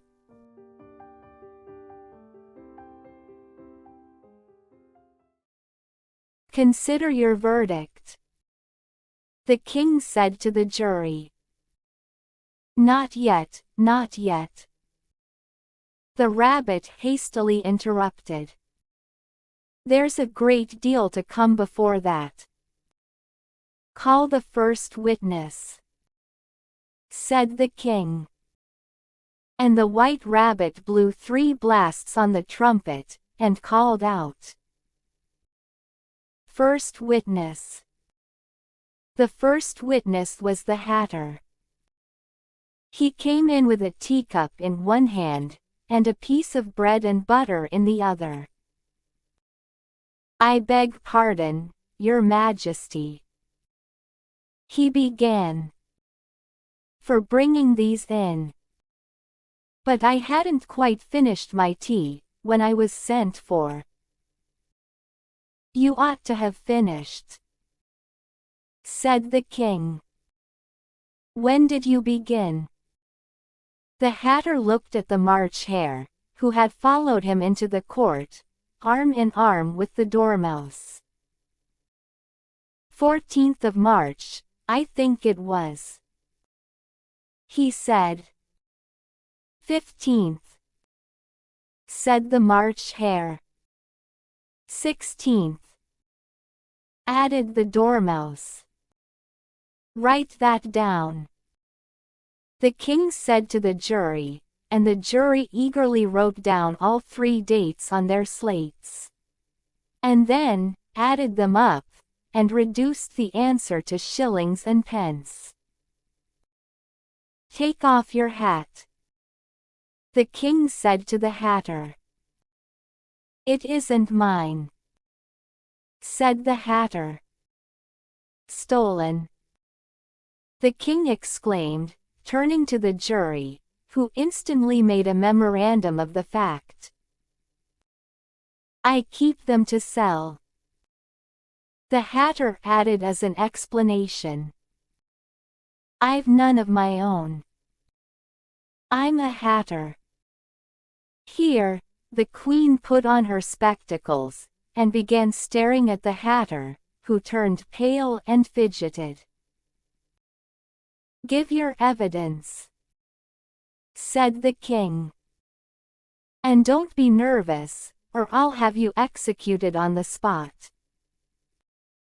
This did not seem to encourage the witness at all. He kept shifting from one foot to the other, looking uneasily at the queen, and in his confusion, he bit a large piece out of his teacup, instead of the bread and butter. Just at this moment, Alice felt a very curious sensation, which puzzled her a good deal, until she made out what it was.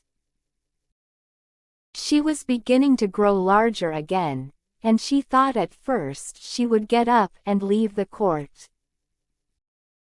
But on second thoughts, she decided to remain where she was, as long as there was room for her.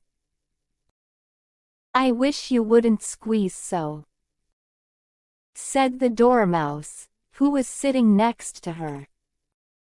I can hardly breathe. I can't help it, said Alice very meekly.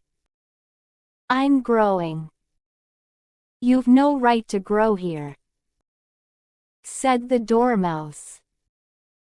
Don't talk nonsense, said Alice more boldly.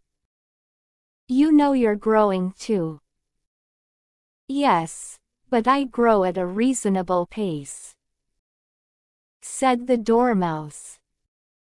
Not in that ridiculous fashion. And he got up very sulkily and crossed over to the other side of the court.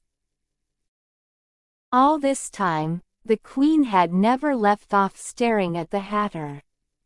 And, just as the Dormouse crossed the court, she said to one of the officers of the court, Bring me the list of the singers in the last concert. on which the wretched Hatter trembled so that he shook both his shoes off. "Give your evidence," the king repeated angrily, "or I'll have you executed, whether you're nervous or not." "I'm a poor man, your majesty," the Hatter began, in a trembling voice. "And I hadn't begun my tea, not above a week or so, and what with the bread and butter getting so thin, and the twinkling of the tea." "The twinkling of the what?" said the king. "It began with the tea," the Hatter replied. "Of course, twinkling begins with a T," said the king sharply. "Do you take me for a dunce? Go on." "I'm a poor man," the Hatter went on. "And most things twinkled after that, only the March Hare said." "I didn't," the March Hare interrupted in a great hurry. "You did," said the Hatter. "I deny it," said the March Hare. "He denies it," said the king. "Leave out that part." "Well, at any rate," the Dormouse said. The Hatter went on, looking anxiously round to see if he would deny it too. But the Dormouse denied nothing, being fast asleep. "After that," continued the Hatter, "I cut some more bread and butter." "But what did the Dormouse say?" one of the jury asked. "That I can't remember," said the Hatter.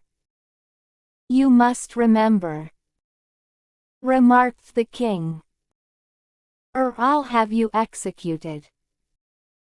The miserable Hatter dropped his teacup and bread and butter, and went down on one knee. "I'm a poor man, your majesty," he began.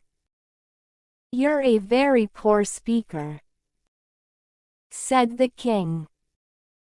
Here, one of the guinea pigs cheered, and was immediately suppressed by the officers of the court. As that is rather a hard word, I will just explain to you how it was done. They had a large canvas bag, which tied up at the mouth with strings. Into this, they slipped the guinea pig, head first, and then sat upon it. "I'm glad I've seen that done," thought Alice. "I've so often read in the newspapers, at the end of trials." There was some attempts at applause, which was immediately suppressed by the officers of the court. And I never understood what it meant till now. If that's all you know about it, you may stand down," continued the king. "I can't go no lower," said the Hatter.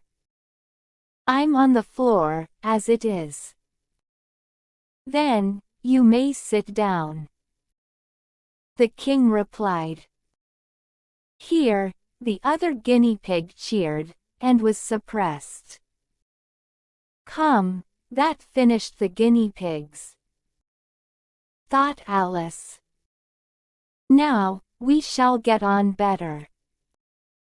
I'd rather finish my tea," said the Hatter, with an anxious look at the Queen, who was reading the list of singers. "You may go," said the king, and the Hatter hurriedly left the court, without even waiting to put his shoes on. "And just take his head off outside," the Queen added to one of the officers. But the Hatter was out of sight, before the officer could get to the door. "Call the next witness," said the king. The next witness was the Duchess's cook. She carried the pepper box in her hand, and Alice guessed who it was, even before she got into the court. By the way, the people near the door began sneezing all at once. "Give your evidence," said the king. "Shan't," said the cook. The king looked anxiously at the White Rabbit, who said in a low voice, "Your Majesty must cross-examine this witness." "Well, if I must, I must," the king said, with a melancholy air, and, after folding his arms and frowning at the cook, till his eyes were nearly out of sight, he said in a deep voice, "What are tarts made of?" "Pepper, mostly," said the cook. "Treacle," said a sleepy voice behind her. "Collar that dormouse," the queen shrieked out. "Behead that dormouse. Turn that dormouse out of court. Suppress him. Pinch him. Off with his whiskers." For some minutes, the whole court was in confusion, getting the dormouse turned out, and, by the time they had settled down again, the cook had disappeared. "Never mind," said the king, with an air of great relief. "Call the next witness." And he added in an undertone to the queen, "Really, my dear, you must cross-examine the next witness. It quite makes my forehead ache." Alice watched the White Rabbit, as he fumbled over the list, feeling very curious to see what the next witness would be like. "For they haven't got much evidence yet," she said to herself. Imagine her surprise, when the White Rabbit read out, at the top of his shrill little voice, the name, Alice. Chapter 12. Alice's Evidence. "Here!" cried Alice, quite forgetting in the flurry of the moment how large she had grown in the last few minutes. And she jumped up in such a hurry, that she tipped over the jury box with the edge of her skirt, upsetting all the jurymen onto the heads of the crowd below. And there, they lay sprawling about, reminding her very much of a globe of goldfish she had accidentally upset the week before. "Oh, I beg your pardon," she exclaimed in a tone of great dismay, and began picking them up again as quickly as she could, for the accident of the goldfish kept running in her head. And she had a vague sort of idea that they must be collected at once and put back into the jury box, or they would die. "The trial cannot proceed," said the king in a very grave voice, "until all the jurymen are back in their proper places, all." He repeated with great emphasis, looking hard at Alice as he said "do." Alice looked at the jury box, and saw that, in her haste, she had put the lizard in head downwards. And the poor little thing was waving its tail about in a melancholy way, being quite unable to move. She soon got it out again, and put it right. "Not that it signifies much," she said to herself.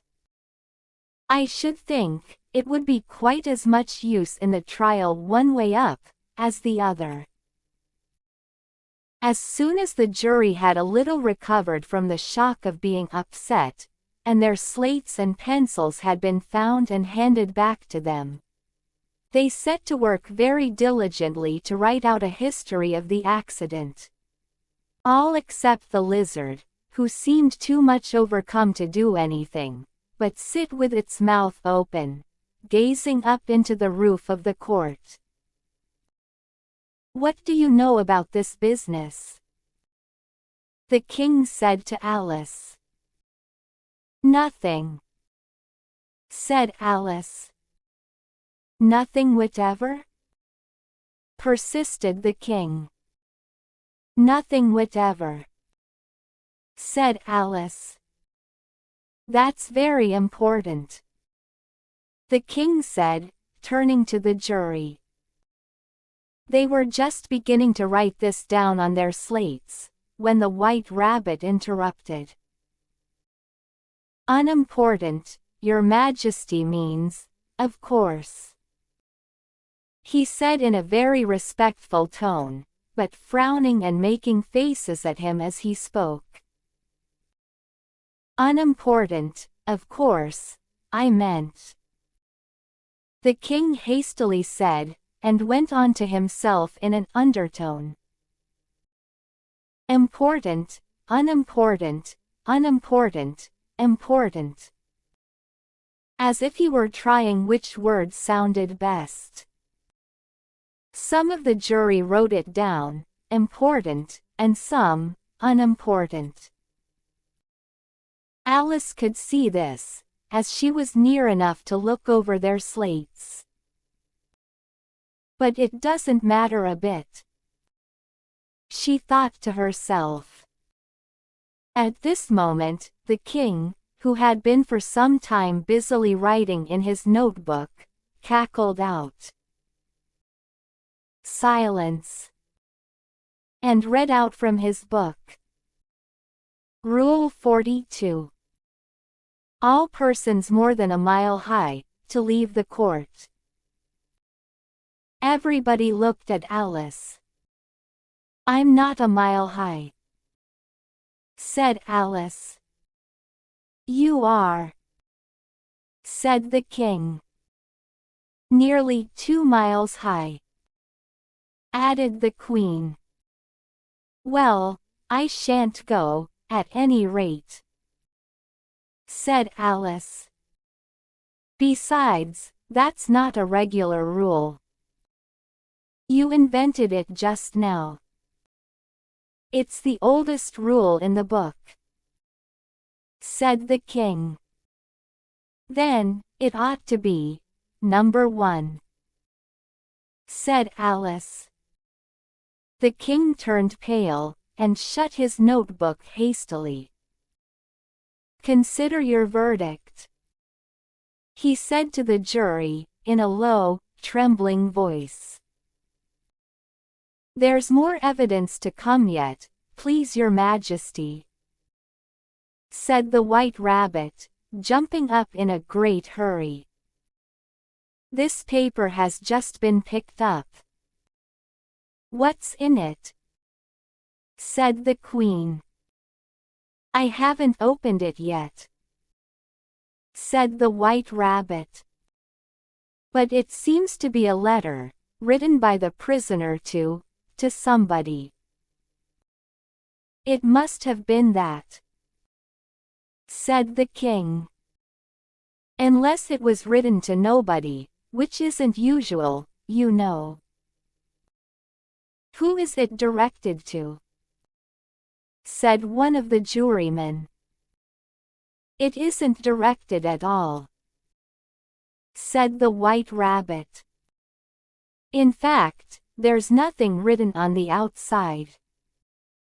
He unfolded the paper as he spoke, and added, "It isn't a letter, after all. It's a set of verses." "Are they in the prisoner's handwriting?" asked another of the jurymen. "No, they're not," said the White Rabbit. "And that's the queerest thing about it. The jury all looked puzzled. He must have imitated somebody else's hand, said the king. The jury all brightened up again. Please your majesty, said the knave. I didn't write it, and they can't prove I did. There's no name signed at the end. If you didn't sign it, said the king, that only makes the matter worse. You must have meant some mischief, or else you'd have signed your name like an honest man. There was a general clapping of hands at this. It was the first really clever thing the king had said that day. That proves his guilt, said the queen. It proves nothing of the sort, said Alice. Why, you don't even know what they're about. Read them, said the king. The White Rabbit put on his spectacles. Where shall I begin, please your majesty? He asked.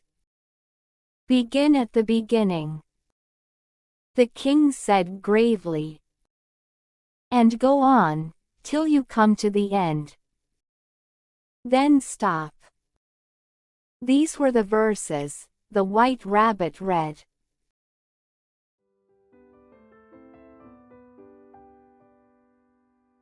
They told me you had been to her, and mentioned me to him.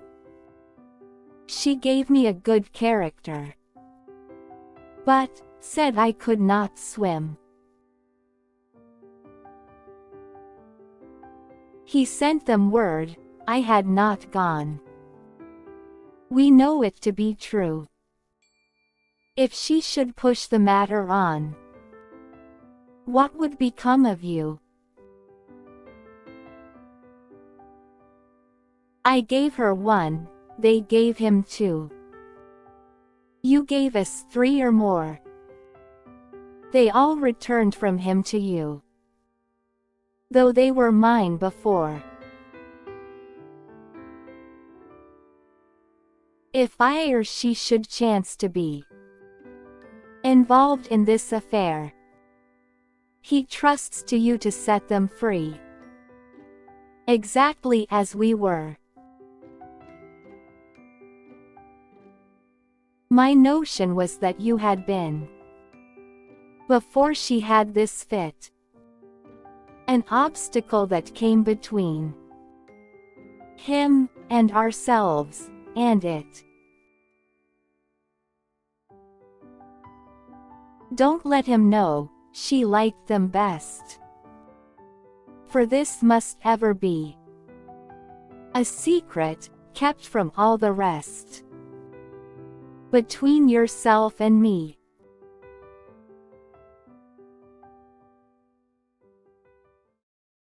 That's the most important piece of evidence we've heard yet, said the king, rubbing his hands. So, now, let the jury. If any one of them can explain it, said Alice. She had grown so large in the last few minutes, that she wasn't a bit afraid of interrupting him. I'll give him 6 pence.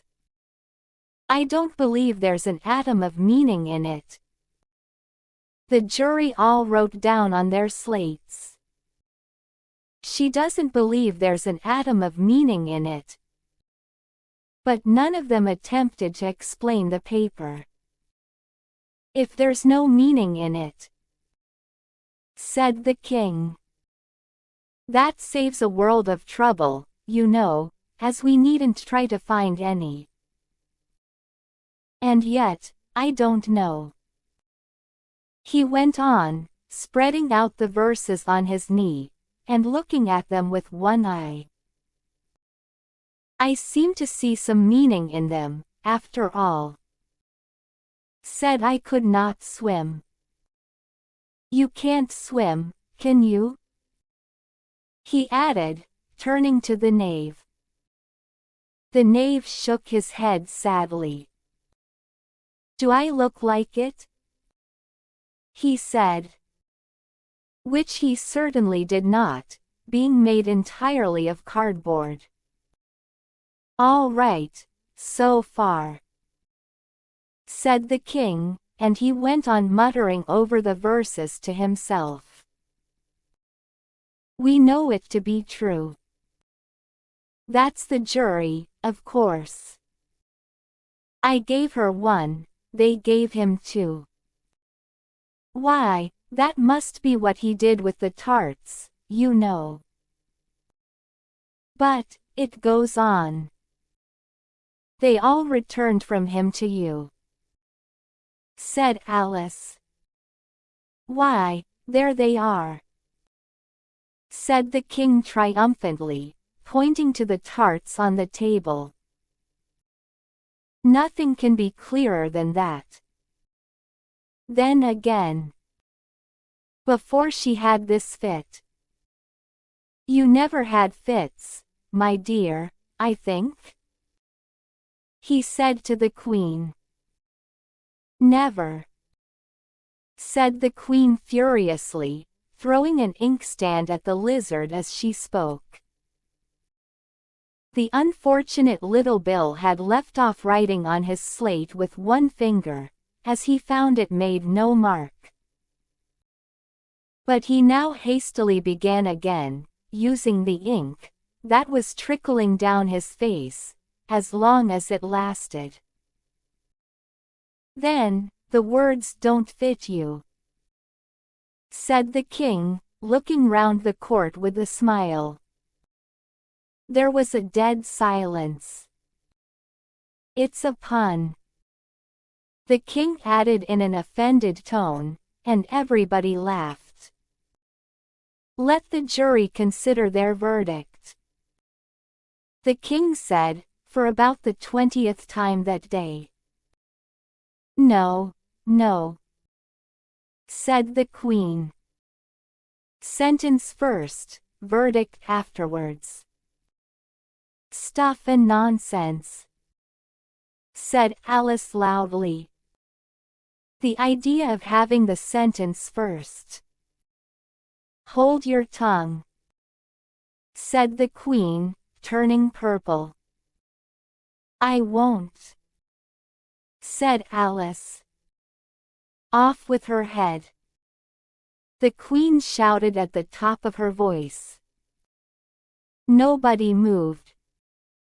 Who cares for you? Said Alice. She had grown to her full size by this time. You're nothing but a pack of cards. At this, the whole pack rose up into the air, and came flying down upon her. She gave a little scream, half of fright and half of anger, and tried to beat them off, and found herself lying on the bank, with her head in the lap of her sister, who was gently brushing away some dead leaves that had fluttered down from the trees upon her face. Wake up, Alice dear, said her sister. Why, what a long sleep you've had. Oh, I've had such a curious dream, said Alice, and she told her sister, as well as she could remember them, all these strange adventures of hers, that you have just been reading about. And when she had finished, her sister kissed her, and said, It was a curious dream, dear, certainly. But now, run into your tea. It's getting late. So Alice got up and ran off, thinking while she ran, as well she might, what a wonderful dream it had been. But her sister sat still just as she left her, leaning her head on her hand, watching the setting sun, and thinking of little Alice and all her wonderful adventures, till she too began dreaming after a fashion, and this was her dream. First, she dreamed of little Alice herself, and once again, the tiny hands were clasped upon her knee. And the bright eager eyes were looking up into hers. She could hear the very tones of her voice. And see that queer little toss of her head to keep back the wandering hair that would always get into her eyes. And still, as she listened, or seemed to listen, the whole place around her became alive, the strange creatures of her little sister's dream. The long grass rustled at her feet, as the white rabbit hurried by. The frightened mouse splashed his way through the neighboring pool. She could hear the rattle of the teacups, as the March Hare and his friends shared their never-ending meal. And the shrill voice of the Queen ordering off her unfortunate guests to execution. Once more, the pig baby was sneezing on the Duchess's knee, while plates and dishes crashed around it.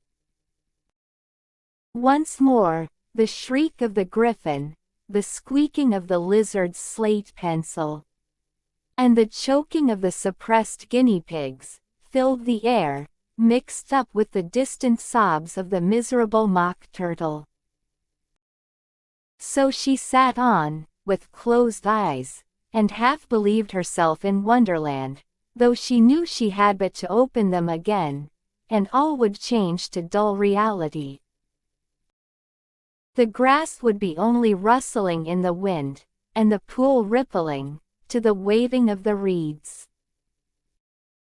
The rattling teacups would change to tinkling sheep bells, and the Queen's shrill cries, to the voice of the shepherd boy. And the sneeze of the baby, the shriek of the griffin, and all thy other queer noises, would change. She knew, to the confused clamor of the busy farmyard, while the lowing of the cattle in the distance would take the place of the mock turtle's heavy sobs. Lastly, she pictured to herself, how this same little sister of hers would, in the after-time, be herself a grown woman. And how she would keep, through all her riper years, the simple and loving heart of her childhood. And how she would gather about her other little children, and make their eyes bright and eager with many a strange tale. Perhaps even with the dream of Wonderland of long ago. And how she would feel with all their simple sorrows, and find a pleasure in all their simple joys, remembering her own child life, and the happy summer days.